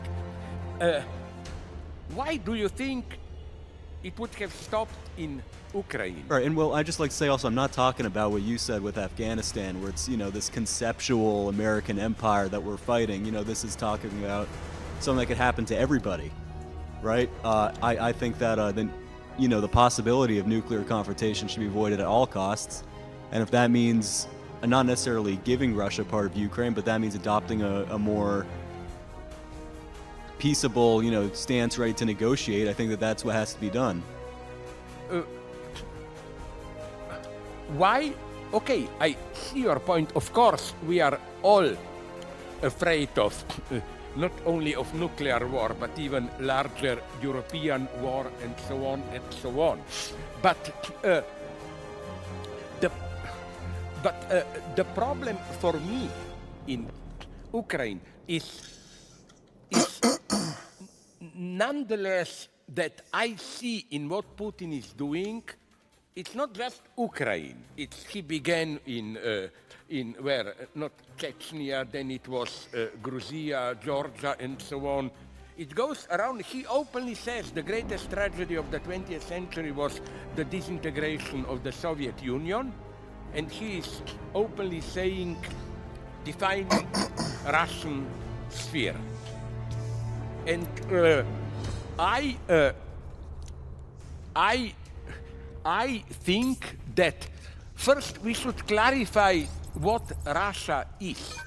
Where I disagree with some of my leftist friends is that they are so obsessed by NATO and so on that automatically you have to be, if you are opposed to big Western imperialism, you somehow have to be at least partially on the good side. But my point is very brutal one. I'm not comparing Putin with Hitler, but what would you then say Germany 1939? Let's give, isn't it the same logic? Let's give to Hitler Czechoslovakia just to keep peace in Europe, and then it No, gets- because I mean Hitler didn't have the capacity to level New York with the push of a button. Sorry? Yeah, okay, I agree, but again, my problem is, so, what's your idea? It's just that, let's make compromises to, I think this doesn't work. It works in the short term, maybe, but then it goes on. I'm absolutely fanatically to avoid and with peace, but okay, let's be concrete. Now, even Putin is giving hints now maybe that it's more or less a stalemate, kind of in Ukraine, Ukrainians recapture some parts of it. Yes, there are now maybe conditions for some negotiated peace. But are you aware that these conditions were created by Western help? Without Western help, Ukraine would have collapsed in a week or two. So I think, at least let's admit this, I don't see in the West some mega, in spite of rhetoric, occasional, some mega rhetoric. You know, even I think, do you remember immediately when Russia announced the attack? You know what was first Biden's, and I'm no sympathizer of Biden, reaction? It was incredible. When he was asked what will be the countermeasures, Biden said, it depends how radical Russian interventions will be. If they want just part of the Southeast, it's one thing. If they want all of it, so it's incredible how Biden showed immediately an openness to compromise and so on and so on. Okay. I just don't accept this obsession with Russia has to save its face and so on and so on. But okay, one thing, okay, let's not lose time, but to give you an example where I think Ukraine should be brutally criticized. You know how Ukraine reacted to the fact, do you remember that this year's Nobel Peace Prize was given to some Ukrainian charity organization and some Belarusian and some Russian, who are half arrested there really fighting for peace in Russia. Ukraine protested, claiming that although they protest the war in Russia, but they didn't really achieve anything, it's a shame to give Peace Nobel Prize to citizens of a state which is now attacking Ukraine. This is sheer madness, I think. Ukrainians here spoke the same language as Putin and his ideologists. They spoke as if it's a conflict, and here I also disagree with Ukraine. You know, they like to speak about we are defending Europe. It's like Europe against Russia. They speak almost the same language as Dugin, Putin ideologists here. No, we should insist on it. This is a struggle inherent to Europe itself. We have our own fascists and so on, neo-fascists, internal to Russia itself and so on and so on. If we lose this universal approach and go into this water, you know, Ukraine is defending Europe and so on, we are lost. Okay, Here I agree. let's end on universalism. Thank you. Let's okay. Sorry, I'm sorry, yes. I know more people have questions. I'm sorry. We only have this. We're done at 9. It's already 9:01, so we're gonna have to Okay, cut it short. Okay, I will try But- to be short. You know what my bad taste joke here? I will try to give you. I need that button. You know what I'm tempted to do? It's a bad joke. To give you this pseudo-deep Zen Buddhist answers, you know, clap with one hand or whatever. Okay, please. we I will try to be fast. Yeah. Let me start off by saying. Oh, sorry. Yeah. Let me start off by saying it's a great honor for me to meet someone of your renown on the left. Sorry. Oh, listen. Can you hear Let's me? wait. We're gonna have to end it, and then why don't you come up? We'll talk, and we'll talk to him. I got a brief question, please. Okay, Real quick. quick. How do we both show solidarity with people in the third world and the imperial periphery and sort of kind of concentrate our efforts on fighting the surge in fascism at home? Sorry, I didn't get it. Did you get Can you it? say it once more? Yeah. How do we, as Western leftists, both show solidarity with people in the third world and, fight imperialism, and also combat the growing tide of fascism at home? Is there a contradiction between the two, or is there not? And if not, which one should we concentrate our efforts on? This is a big problem, but look, it was the same situation at a different level, totally. You know that Germany and Japan were playing already this game. When Japan occupied in, 39, 40, whatever, most of the Far East there, they constituted some kind of anti-imperialist league. When Germans bribed some peaceniks in United States here and some leftists in England claiming we should not fight imperialist wars and so on. This is the tragical situation. But nonetheless, even if American intervention in World War II, was the intervention of an imperialist superpower, which point two gave an incredible boost to your not only military industry but to your economy. Look at the history of the United States. The Great Recession crisis was not over in 39-40. It's only during the World War II years that American economy really exploded. But my answer to you would be this one. Yes, all that talk about anti-imperialism, but who are till now these great anti-imperialist friends of Russia? It is Iran. Sorry, it's tremendously important what is happening there.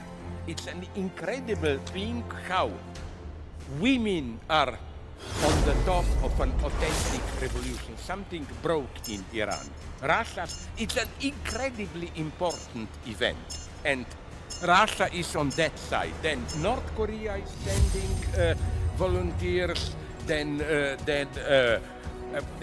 some other similar countries. Taliban, of course, Afghanistan, and so on.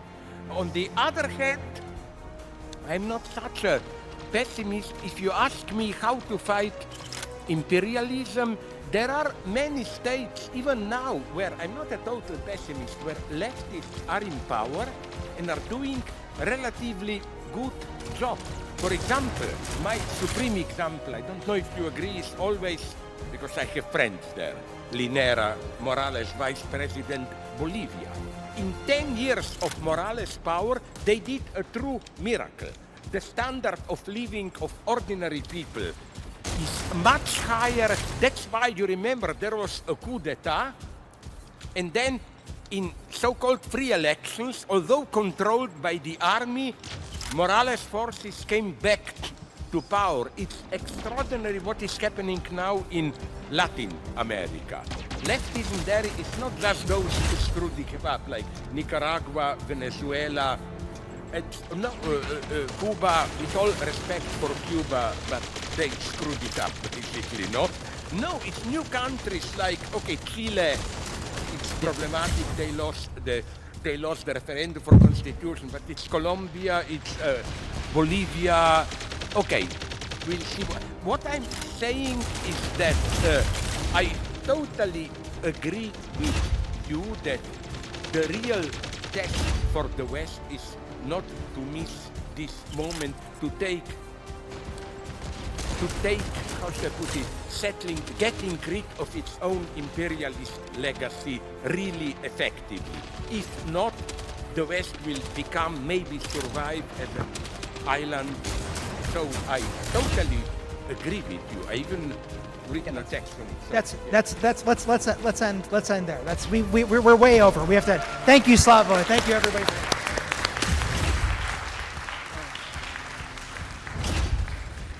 Yeah.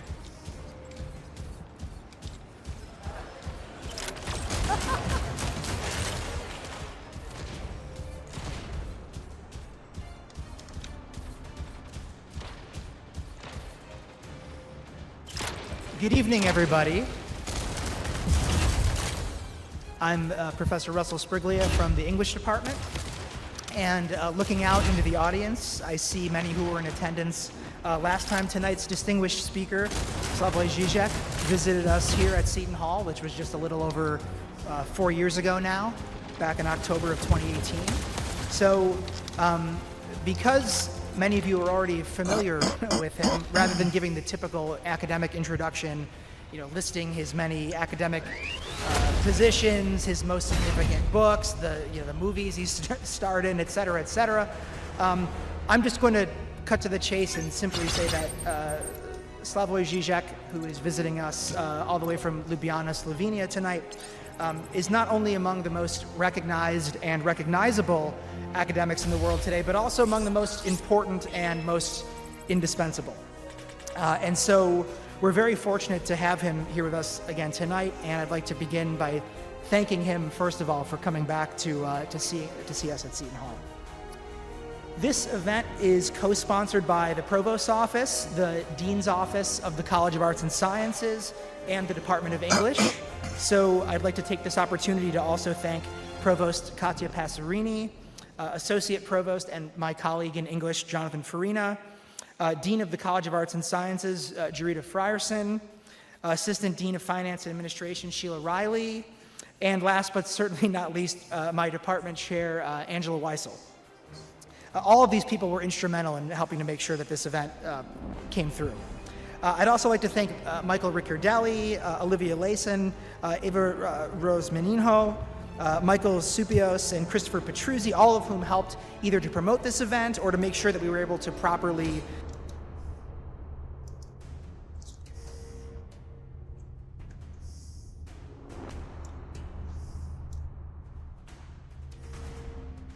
Ladies and gentlemen, dear colleagues and friends, let me welcome you warmly in the name of the Institute for Human Sciences and also on behalf of our new rector, Shalini Randeria, who unfortunately cannot be in Vienna today. We are very glad that so many accepted our invitation for this extraordinary evening.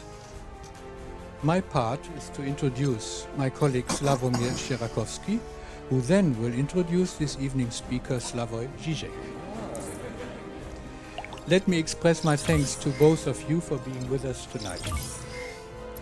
It's the first time that you, Professor Žižek, visit our place, and a great honor for us. Let me also thank our partner, the Sigmund Freud Privatstiftung, for the generous cooperation. Now, Sławomir. Sławomir Sierakowski is a Polish sociologist and political commentator. He is a founder and the leader of Krytyka Polityczna, Political Critique, a Polish liberal leftist movement of intellectuals, artists and activists with branches in Ukraine and Russia. He's also the director of the Institute for Advanced Study in Warsaw and of the Stanisław Brzozowski Association, which has a journal, a publishing house and a number of cultural centers in Poland, as well as one in Kiev. Last but not least, he is a columnist of the New York Times and has written for many other journals and newspapers, including The Guardian, El País, Haaretz, Taz, and the Gazeta Wyborcza. Until recently, he was a Bronislaw Geremek Fellow at our institute. I'll give the floor now to Sławomir. After Professor Žižek's lecture, there will be a conversation between the two protagonists, opened subsequently for the audience. And after that, we invite you to continue the debate downstairs with a glass of wine and some snacks. I'll stop here and please take the floor, Slavek.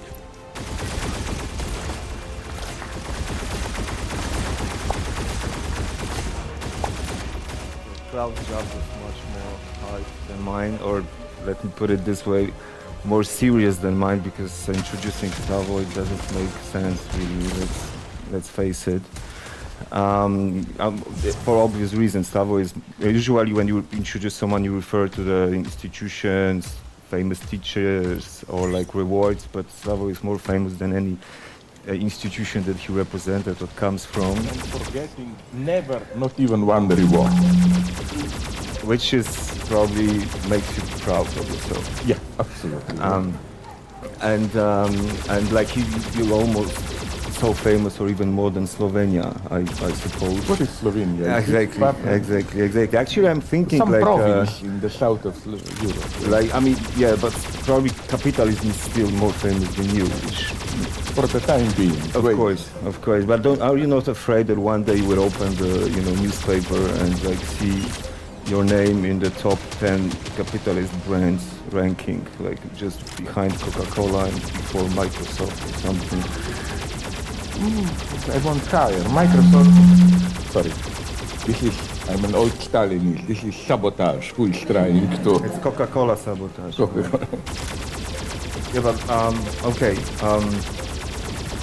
So like introducing Slavoj through institutions doesn't make sense. So I will like tell you just two anecdotes. As Klaus said, apart from my academic interest, I run the organization, which is a left-wing organization, and we started cooperating with Slavoj around 10 years ago when he was first time our guest, and we were honored to host him a few times after it. But the first time when he came, we just started a publishing house, which was very new, and of course we had two organizations at that time, and not it actually doesn't happen very often that guests who criticize capitalism are really coherent in their let's say like life attitude or behavior as Slavoj is. So Slavoj, the first instinct of Slavoj was to transferring copyrights of his book to us instead of like giving it to the capitalist or like any other like major But only for Poland. Yeah, we have Not it for totally Poland. crazy. I mean, yeah. Yeah, but it was very, it was a big help for us, and something which actually doesn't happen too often. Now we're okay, we can afford, but I will remember it. Another thing, because something always happens when you come, and when then there was a first lecture in our then pretty small, not much bigger than this. Your first lecture was in our first informal, pretty much, headquarters in Warsaw. It was a flat in the building, and we had a horrible neighbors, and of course the army of people came to this lecture. And after it, the neighbor invented an idea that he will ask the community to force us to ask for the architect expertise, that just to make just to bother us with this. And so actually we did it, and we found out that true, the building was a bit twisted after your lecture. So this is something which made you a bit even more famous among our left-wing organizations. There are many other anecdotes, like one just Slavoj referred to it before we started the event, to Klaus, asking Klaus what's the most famous and the best building, or the building that should be most appreciated in Warsaw. Klaus has correctly answered that it's a Palace of Culture, and this was exactly the Stalinist. This was actually one wish of Slavoj when he came first time to us, saying that that he accepts everything, any conditions, but he wants to have a view on Palace of Culture in his hotel. So we organized it. We started a cooperation with the hotel, which is Novotel in Warsaw, one of the old school hotels but modernized, and now belongs to one of the famous Western hotel chains. But from this, and we signed the contract then, and now when Hans Gumbrecht came to Warsaw last time, he told me, and it was like he's not the first time, he told me that that he has a great view on Palace of Culture, and then I realized that every guest of us has a view. I'm thinking what they think about us, but yeah, whenever Slavoj comes, he produces many anecdotes. Actually, the one thing which makes you excited for sure is the title of the debate, which is what does it mean to be a great thinker today? I couldn't find the one who invented this title. Yeah, don't worry, don't I teach thought answers. it's the critique of millenarian reason. With Klaus, we tried to find someone who invented this idea, but the only name who comes to our mind is you. It sounds so subversive. But if you feel free if you want to answer this question. No, the titles I like, but not because I'm lazy, but precisely because I'm a workaholic, are pseudo titles, you know, that they give the impression that they mean something, but basically they mean nothing. They give you full freedom. Like when I got that big prize 15 years ago at Kulturwissenschaftliches Institut in Essen for a project that I ran there, I gave the title Antinomies of Postmodern Reason, which means strictly nothing, you know, like it can be about South African agriculture, it can be about, I don't know, fishing, are we killing too many whales or whatever, you know. But again, it's not because I bluff, it's just I don't want to be, you know what, I don't want to have the frame, The titles. sorry, the frame. You are dead already, but you wanna stay alive. So just choose Maybe. whatever you want, and and you can start the lecture. Okay, perfect. Thank you. So first, let me also express my gratitude and how honored I feel to be here. And I especially feel at home. This is my old socialist training. Look what's there. Marx Engels work, you know, from my youth. But to avoid a misunderstanding here with all these jokes about a palace of culture and so on, not only am I not, as some stupid people accuse me, a kind of a secret closet Stalinist or whatever. On the contrary, this is, I think, still the big trauma. I don't think we have a proper theory. What went wrong? In what way? How was something like Stalinism even possible, imaginary? And this is one of the reasons of my eternal tension with some followers of Frankfurter Schule or Habermasians. Look, one great argument against Habermas for me is this one. If you were to read all of Habermas, I doubt if you, let's say all about you knew about Germany in the last 50 years, you would have learned it from reading Habermas's books. Would you even have guessed that there are two Germans? I don't think. Habermas strictly behaves as if he lives in West Germany, it's an immanent critique and so on. And that's what always, already when I was a student, that's what shocked me about Frankfurter Schule. On the one hand, what is their basic project? Dialectic der Aufklärung, which means, to simplify, the horrible things that happened in the 20th century, Gulag, Holocaust, and so on, are not simply some regression into pre-modern logic like barbarism returned. No, they were something which was there as an immanent potential of the project of modernity itself. Okay, but then why did they focus in their analysis only almost exclusively on fascism? I mean, it should be done, no doubt here. It intrigued me that isn't Stalinism a much clearer example case of dialectic der Aufklärung? Because fascism was not Aufklärung. It was, as we all know, a conservative modernization, like this impossible dream, how to have capitalism without class struggle. For this, you need an external enemy, the Juden, and so on and so on. But, and incidentally, I've written about it.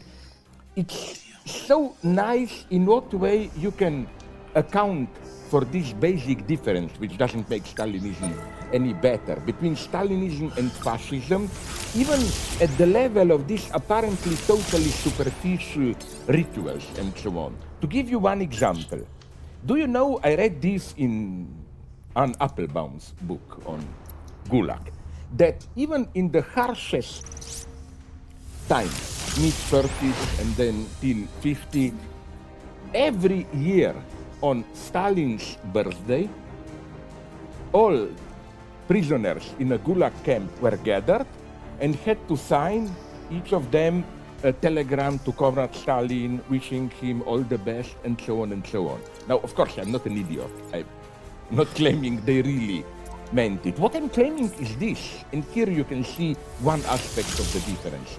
Can you even imagine something like this in Nazi Germany? It would have been totally meaningless in the Nazi universe, I don't know, to gather once a year all Auschwitz inmates and make them sign a telegram all wishing all the best to Hitler and so on. Another thing which accounts for this difference, precisely this so-called show trials, monstrous trials. You have something which is specific to Stalinism there, this public confession. You know how it looks, like Bukharin and all of them. You were, let's forget in what way. It wasn't even primarily physical torture. It was more pressure, like, if you don't confess, we arrest also your children, whatever. Okay, but the mystery is why the need for this public confession? And you discover something very strange, how although the one who was at this show trial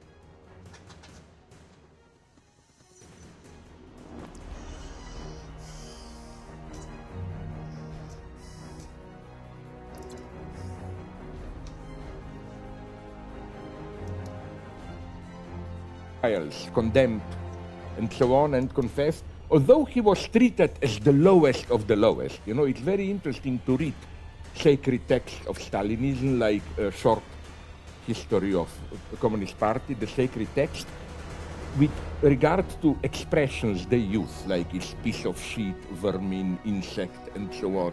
So at the same time, you are the lowest of the lowest, but at the same time, it is as if you still participate in universal human mind, that you can account for yourself. For example, I remember reading in the Czech trial, Slansky, I think it was, no? Rudolf Slansky, how at the beginning the prosecutor asked him, how did you become a traitor? And he says, I come from a bourgeois family. Already when I was a young boy, my parents taught me to hate workers, and so on and so on. What's so interesting is that, you see, you are shit, scum of scum. But at the same time, you participate in universal reason and can tell the truth about yourself. This is unimaginable in Nazism. That's why, not because they were better. You cannot, it would have been the easiest thing in the world for the Nazis to organize a big trial where, through torture and so on, they would have made some Jewish leaders, whatever, to confess the plot against Germany. It never happened. My point is that precisely in these perverse details, every prisoner still sending a telegram to Stalin or this confession, this is what makes Stalinism part of Enlightenment movement. That we all participate in it. And again, this is what shocked me. Why don't you find a theory of it in Frankfurter Schule? Now, I did my homework. I know. You have Herbert Marcuse, Soviet Marxism, but this is, I read it decades ago, but this is just a very specific analysis of Khrushchev, his speech on the 20th Congress. It's not more. Then you have a couple of texts here, there, but no systematic approach to it. And I'm not accusing them, Frankfurter Schule, of being secretly communist. No, they were quite normal anti-communists, believe me. I read in this big biography of Adorno that, for example, in the early 50s, Horkheimer was so anti-communist that he even thought that social democrats shouldn't be allowed to take power. Social democrat in West Germany. So he was much closer to that first generation Theodor Heuss and so on, liberal politicians. No? So you see, here I think that's why I'm so practically obsessed by Stalinism. Why? There is I'm not a right-wing revisionist, definitely not. I'm not playing the game, which is a very dangerous game going on today, of subtly rehabilitating fascism. You know how? The first, in my country also, Slovenia, it's happening. The first step is to say all sides were doing horrible things, to just apparently equalize them, no? Like, you know, this is an old story, like, okay, Germans did horrible things, but Western allies bombed Dresden and so on, all that. Then you go a step further and you say, very interesting, that you follow this, who is the historian? Nolte, no? Yeah, who wrote a book on Heidegger also. Then you say that nonetheless, fascism was a reaction to communism, that it took all bad features from communism, like already in Soviet Union before Hitler, they had concentration camps and so on and so on. Then you just have to go one step further and say, those who collaborated with the Nazis, they were just confronted with a desperate choice. And they have tragically chosen the lesser of two evils. And in a way, we should understand them, maybe even support them, and so on and so on. And I think this is a very tragic tendency. Not that I have, again, any sympathy for Stalinism, but still I think Not that I think Stalinism was better. You know what is for me one argument for Stalinism? That it had dissidents. Dissidents also in the sense of inner party dissidents. Stalin all the time had to fight, from Trotsky to others who reproached him for you betrayed the true greatness of communist project and so on and so on. In Nazism, you don't find this. Okay, we can play the game if Georg Strasser or those early SA Nazis were this. But afterwards, once Hitler established himself, sorry, I'm not Hey, aware man. of What's up? any tendency in Nazi Germany reproaching Hitler for betraying the true You wanna play some fascist games? legacy or whatever. And I think Some precisely matches? this radical inner tension in Stalinism is a perverted effect of the fact that there was an authentic core at the beginning. I think that whatever you say, and we can play this game, I'm ready to play it. I'm not saying I'm not a crazy Trotskyist who claims, oh, if you know this Trotsky's dream. If only Lenin were to survive 3-4 years more and Sounds made a good, pact man. with Trotsky, there would be no Stalin, we would have what? A kind of a happy social democracy or what? No, I think the tragedy was authentic. I really don't think there was a possibility of another way to be taken. But nonetheless, it was an authentic tragedy in the sense of it did begin as an incredible emancipatory explosion. It turned into a nightmare. And I don't think we have yet a good theory about it. Either we go too far into blaming, I don't know, entire history of humanity. Like, are we aware, that's why I like it, how crazy is Dialektik der Aufklärung, the book. It traces manipulative reason, so-called instrumentelle Vernunft, which culminates in 20th century horrors.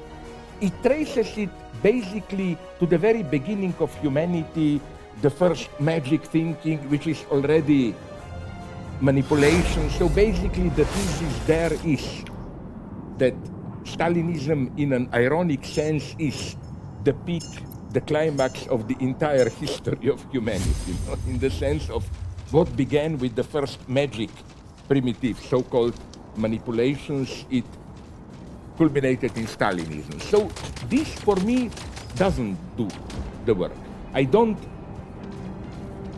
believe in this. At the same time, I don't believe in these simple delimitations. But you know what? I'm now getting caught into my own trap of 2-3 times it did happen to me that I gave a talk and all of the talk consisted of preliminary improvisations, you know.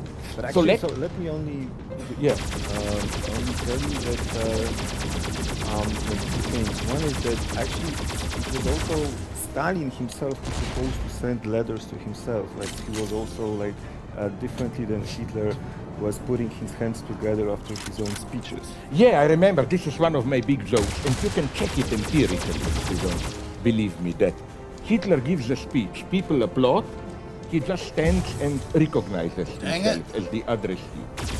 When you have a Stalinist leadership, after Stalin's speech, people applaud, always the leader joins the applause.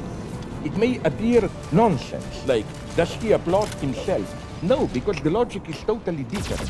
Stalin's position is not symbolically that of a leader, but that of a perfect servant of the people. That's the basic dogma of Stalinism. We are just instruments of historical necessity or whatever, and so on and so on. But actually, you have the theories or the explanations tracing the emergence of totalitarianism in Enlightenment, but in the Marxist revisionist behind the Iron Curtain. Grotowski book, the first volume of Marxism, is exactly about this. But actually, you have many other, like Popper is also the same. But yeah, but okay, for reasons into which we cannot go now. the reason is probably because they are coming from Enlightenment tradition differently than the Franciscan. Yes, but what I don't, for example, let's take Popper. You know, for reasons we don't have time now, I'm afraid it will really be just some introductory remarks exchange between the two of us. You know, for me, I radically disagree with Popper's basic anti-Platonic premise that, you know, Plato. Yes, there are, of course, ominous things in Plato, but my God, if I were to choose between Plato and Aristotle, Plato, absolutely. First, let's not forget this. First, of course, I hope this is a rhetorical question. Did you read Plato? Politeia, whatever you translate it today. Did you notice two things there? How come they're beating us? Extremely important. A, there are no slaves there. Plato's vision excludes slaves. While the good liberal Aristotle, you know, his definition, slaves are talking tools or whatever and so on. Second thing, maybe even more important. I'm sorry to inform you this, but Plato explicitly says, in my ideal state, women are equal to men. All posts are accessible to women also. He explicitly says the fact that women today are not in that position is a historical contingency, should be abolished. While Aristotle, on the contrary, he naturalizes, ontologizes even sexual difference. You know, basically male versus female is forum versus morphe versus chile, form versus matter, and so on and so on. So, no, I think that, you know, when we accuse some past thinkers of proto-totalitarianism, we should be very, very careful. The same for Robespierre and company, Oh, crap. Jacobiner. My God, I mean, one thing, there is one reason It for happens. which I will forever Shit. love them. Their relationship I'm to sorry. Haiti Smart revolution. power soul. You know, Haiti revolution was something for me, one of the greatest events in the history of humanity. Why? Because till then, you know, black slaves I'll wait for you, rebelled bro. in Haiti around the time of French Revolution. Till that point, all slave rebellions were, let's return home, Okay. back to our roots, to whatever, no? And this ruling ideology easily finds it. You remember, if you are old enough, I am unfortunately, and some 30, 40 years ago, there was a Hollywood hit miniseries, precisely The Roots, of how an American black guy finally succeed in retracing to the beginning, so on. No, the shock of Haiti revolution was that black slaves rebelled there, but not on this program returning to our roots, but we want to do the same as French are doing, French Revolution. And here, not that I'm flattering to you, this is one of the most glorious moments for me of Polish history. Because first, all glory goes here to Jacobins. When Haiti delegation, they won first, visited Paris, Assemblée Nationale, they got a triumphant reception in Assemblée Nationale, immediately recognized as equals and so on. Then Napoleon took over, and not only he sent the army to Haiti to crush the rebellion, but he even wrote that this precedent is so dangerous, blacks liberated, that all should be killed, women, children, and new slaves brought there. And he sent there the army where a strong contingent was of Polish soldiers. And I must tell you, I hope you know it, it's one of the most beautiful stories that I know. French army was approaching the black army of liberated slaves. And they heard some singing. They thought, oh, some stupid tribal songs probably. When they come closer, they heard what the black slaves were singing. La Marseillaise. and all the glory to Pope. But the most cynical in this Napoleon's move was that he sent not just soldiers, but the Polish advisors against partition. So the people who actually were fighting for freedom, and they Yeah, the way but how that's they the were beauty. You know what they did then? The Polish regiment. They simply, I simplify, sorry, realized, my God, we are fighting on the wrong side. And they changed sides. This is why, even when there was the darkest temptation around 1804-5 to kill the white people, just Black Republic, they always exempted the Poles. And I love this as a nonsensical manipulation, but which works so nicely. You know, in Haiti Constitution 1804, they wanted to have a black republic, but they at the same time wanted to recognize the Pope. So you know what? The Article 4, I think, of this constitution, you know what it says? It says Haiti is a black republic. All citizens of Haiti, independently of the color of their skin, are black. I think this is an absolutely ingenious solution. No, but you see what I'm saying? To go back to the point.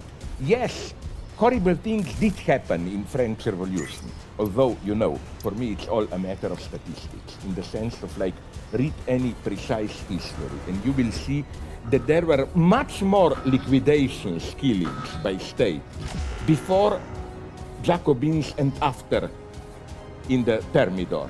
That it's very simple. Jacobins didn't just kill ordinary poor people, you know.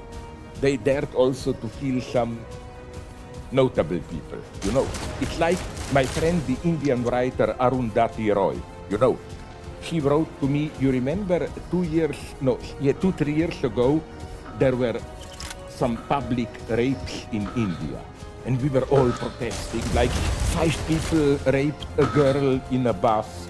I agree, to avoid violence, horrible. But she wrote me, you know why this exploded so widely as news? Because the girl was, in both cases, there were 2-3 cases, middle class and the rapists were poor. She wrote to me, if you want to see horror, go to Bombay, or as you say now politically correct, go to Mumbai and visit brothels there. You discover absolute nightmares. These middlemen are buying from Nepal and poor parts of India girls from the age 4 and 5, and simply then you can have her, buy her relatively cheaply as a sex slave permanently, or I mean, it's nightmare, and it's not a secret. Everybody knows where this happens. You see, nobody writes about this. And we are talking about thousands of cases like this. Here I have... Okay, 2 versus 2. Returning to my old-fashioned paranoiac attitude of our freedom is bourgeois freedom and so on. Yes, we are free, but to what extent? What do we learn in our media? For example, back to India. Man, You now the read deathmatch so double little duel bit is about this in our media. You know that now in India, there is a big... very unbalanced. I don't know. I don't think deathmatch double duel is going on right now. So it's interesting to see if it's going to be more balanced, and I think it is. But when you go on to deathmatch double duel, like I had a guy with 2 miniguns, each minigun doing 611,000 plus damage per magazine. And my whole damn hangar, every robot altogether is not even 500,000 hit points. 493 or something like that.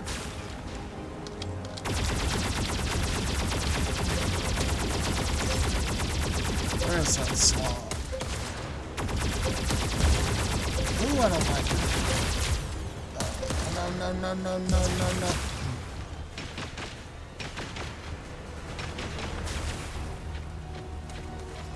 Should not have run so far up. There we go. Cheryl Storm.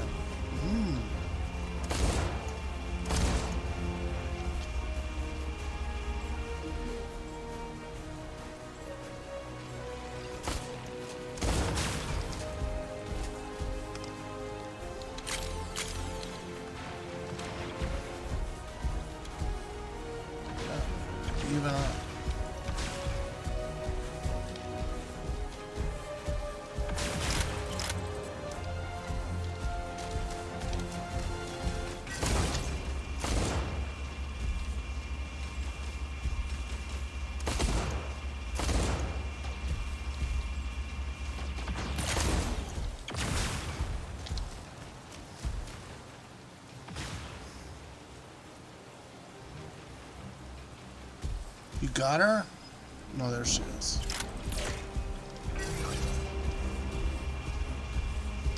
She's backing up. Dang it, that should have hit her. Collision mesh.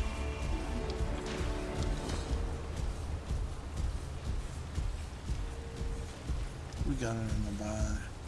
Oh, you got her. God.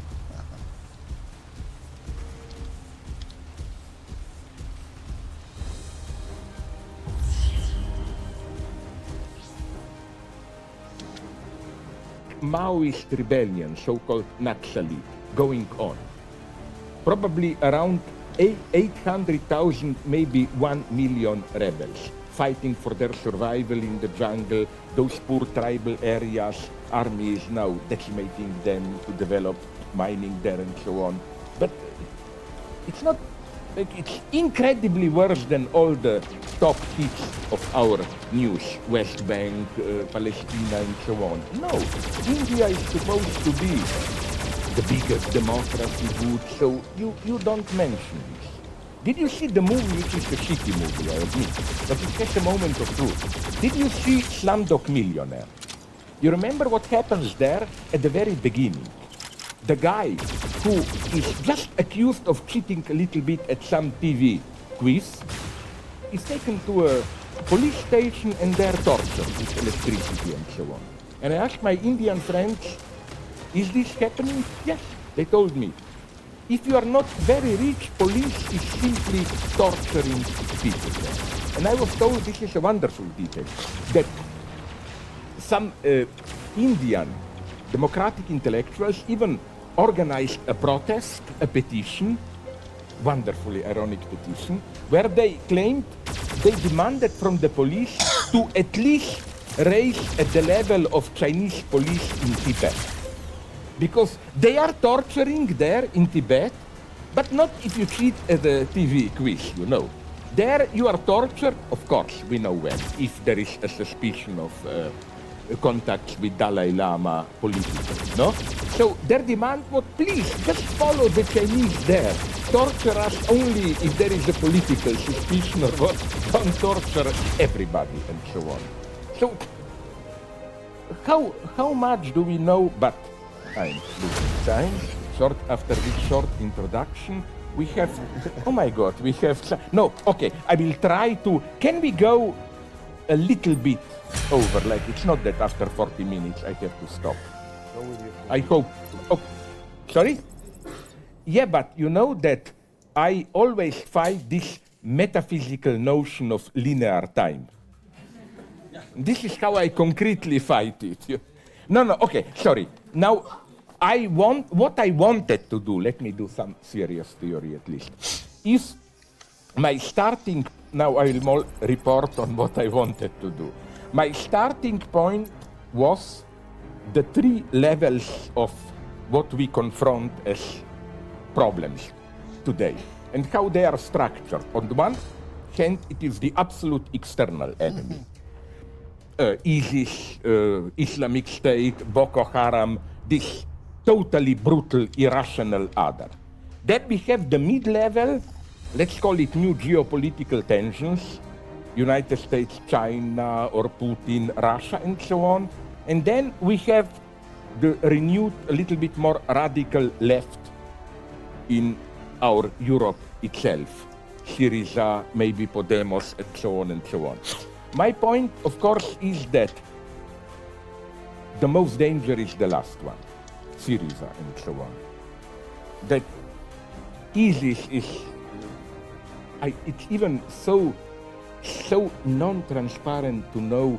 I have good connections with Israel. I'm informed what is going on there, who is supporting whom.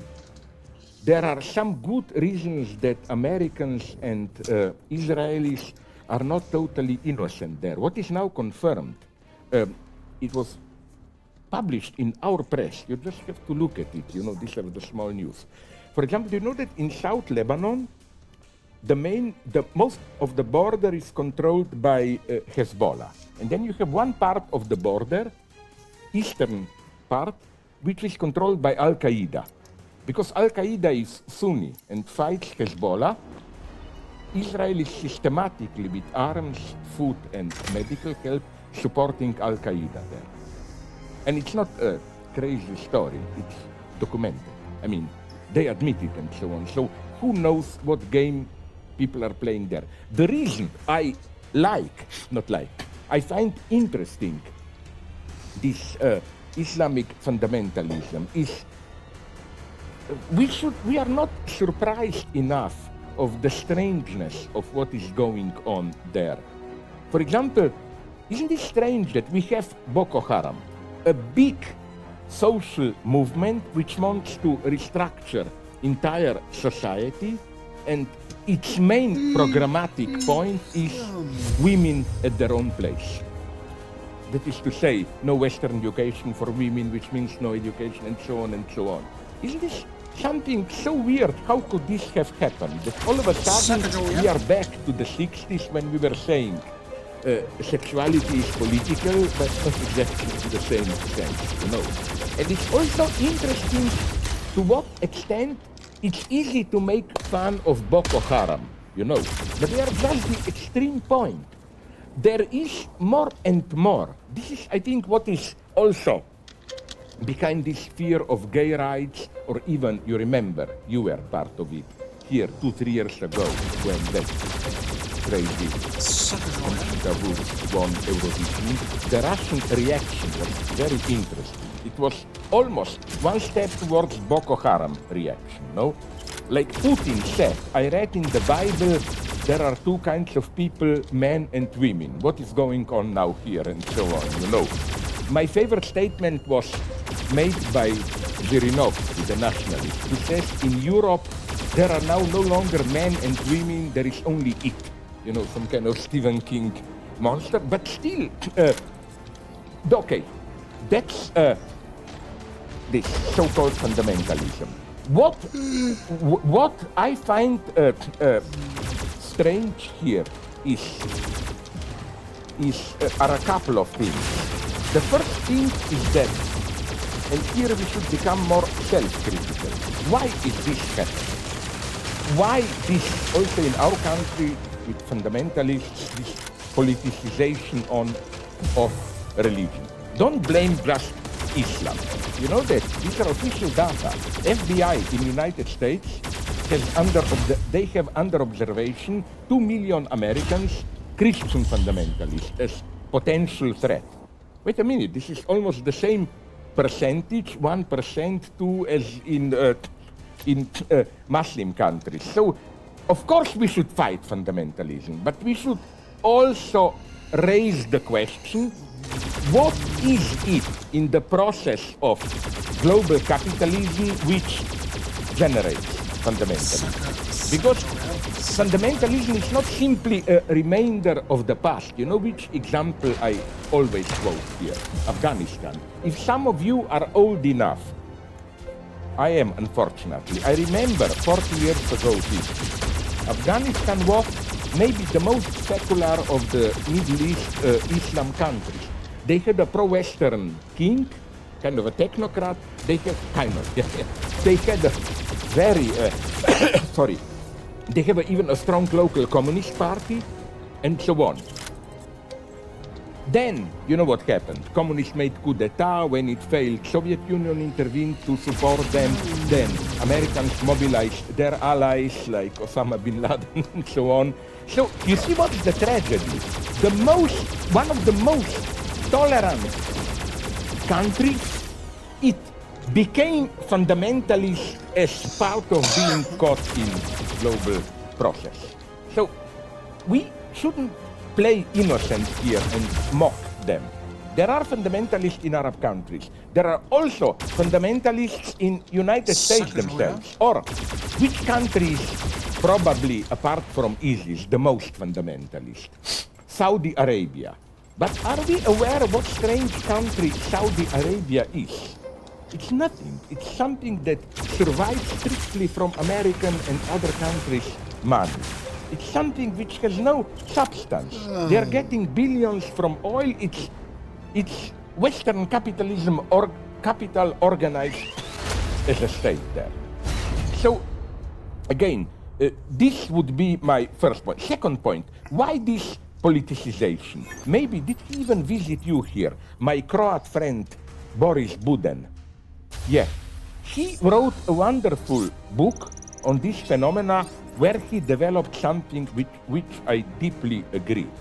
That this politicization of religion today that we are witnessing, it's not simply religion invading politics, but literally religion replacing politics itself. It's what we all know is happening. We are approaching an era where our societies are more and more depoliticized in the sense that we have all our private freedoms, but then experts run economy, and all politics that remains is mostly cultural politics. So it's as if politics, which is disappearing, losing its substance, authentic politics, political struggle, is returning in the guise of religion.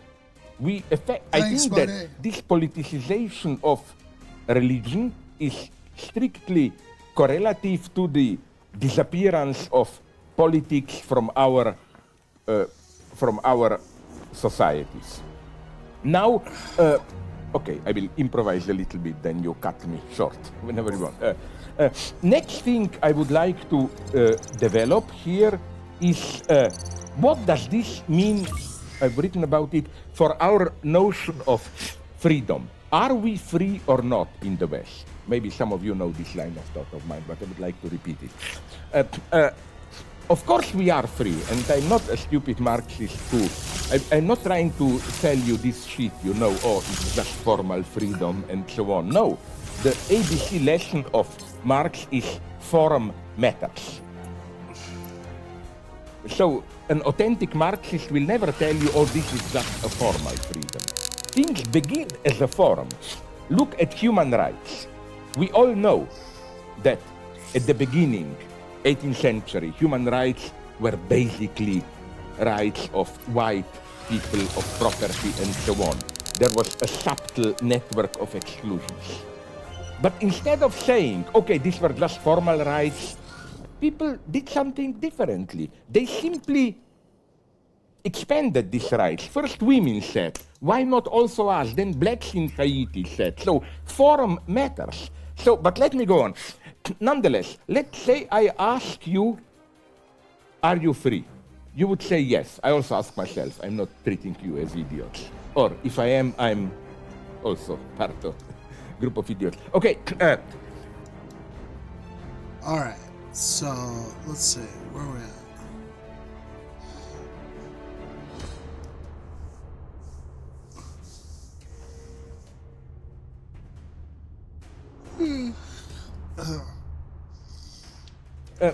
Then I asked you, in what sense are you free? I claim that most what you would have told me is something like freedom of personal choices, no? You would have told me, I'm free because I can read whatever I want, I can do whatever I want in sexuality, I can travel whatever I want, I can, up to a point, here things get complex, I can say publicly whatever I want, I can take a job, whichever I want. Now, again, I would add if you get it and so on. But, okay, this freedom of choices, it's a nice thing, but is this enough? My thesis is, and this is the lesson of what was disclosed by WikiLeaks, and now everyone is talking about it. This is the lesson of this all famous secret, like TISA, secret trade agreements, that we are free, but the social texture, frame, which underlies our freedom, which determines what are our choices, is more and more non-transparent. Things are, that's the horror of TISA agreement. Trade and flow of information agreement, which, as we all know, if accepted, will determine in detail coordinates of financial life and other, which will seriously restrain governments of what they can do, and so on. And There was no debate. In the original plan of this agreement, it even said that it should remain secret for 5 years after it is accepted. So this is what fascinated me, how we are free at a personal level, maybe even more and more free. But the very frame of our freedom, you know, you are free in a certain context to choose this or that. That frame is more and more impenetrable. And here ideology enters, I claim. In what sense? Ideology. In the sense that the trick is that your very form of unfreedom is presented to you as a new freedom. You can see this appears in the mode of work, precarious work, which is getting more and more important. It's in a way horrible. You are all the time in anxiety. Will my contract be prolonged, and so on. Health insurance is not covered. Retirement, you have to do it yourself, and so on and so on. But here come postmodern social theorists like Anthony Giddens, who is now happily half forgotten, to tell you, but these are new forms of freedom. Look, state no longer prescribes to you how to be, what health insurance, you are free to choose it. Or, you know, like, or they say, basically, that the wonderful trick is to treat each of us as a small capitalist, no? The official postmodern theory is this one. We are all self-entrepreneurs.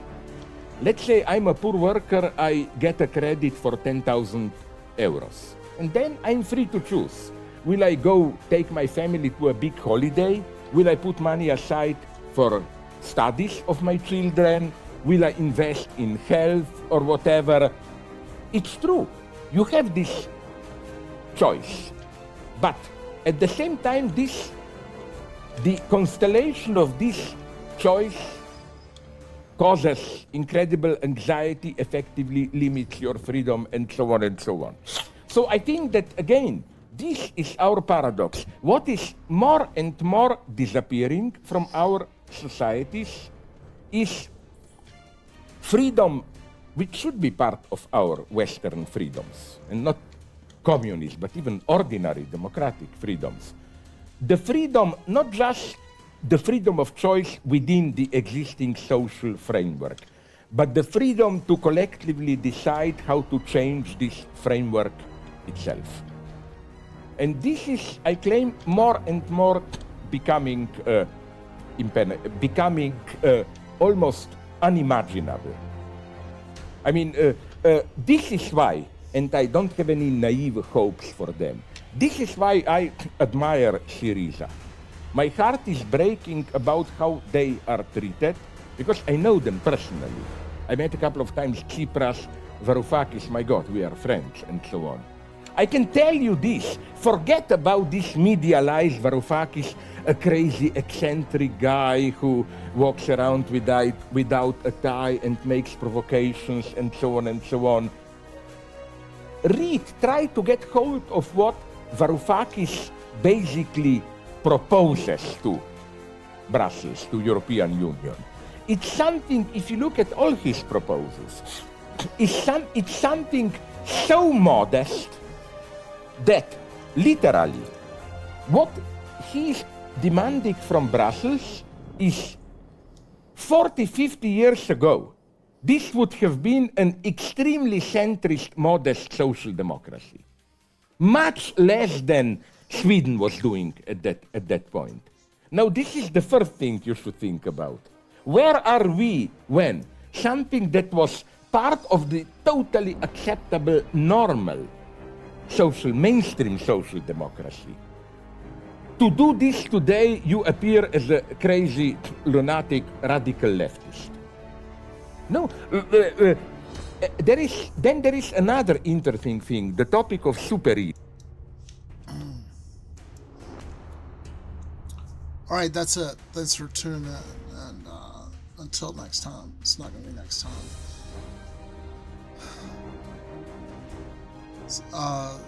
Please like and subscribe to me on YouTube, follow me on Twitch, and I hope to see you again.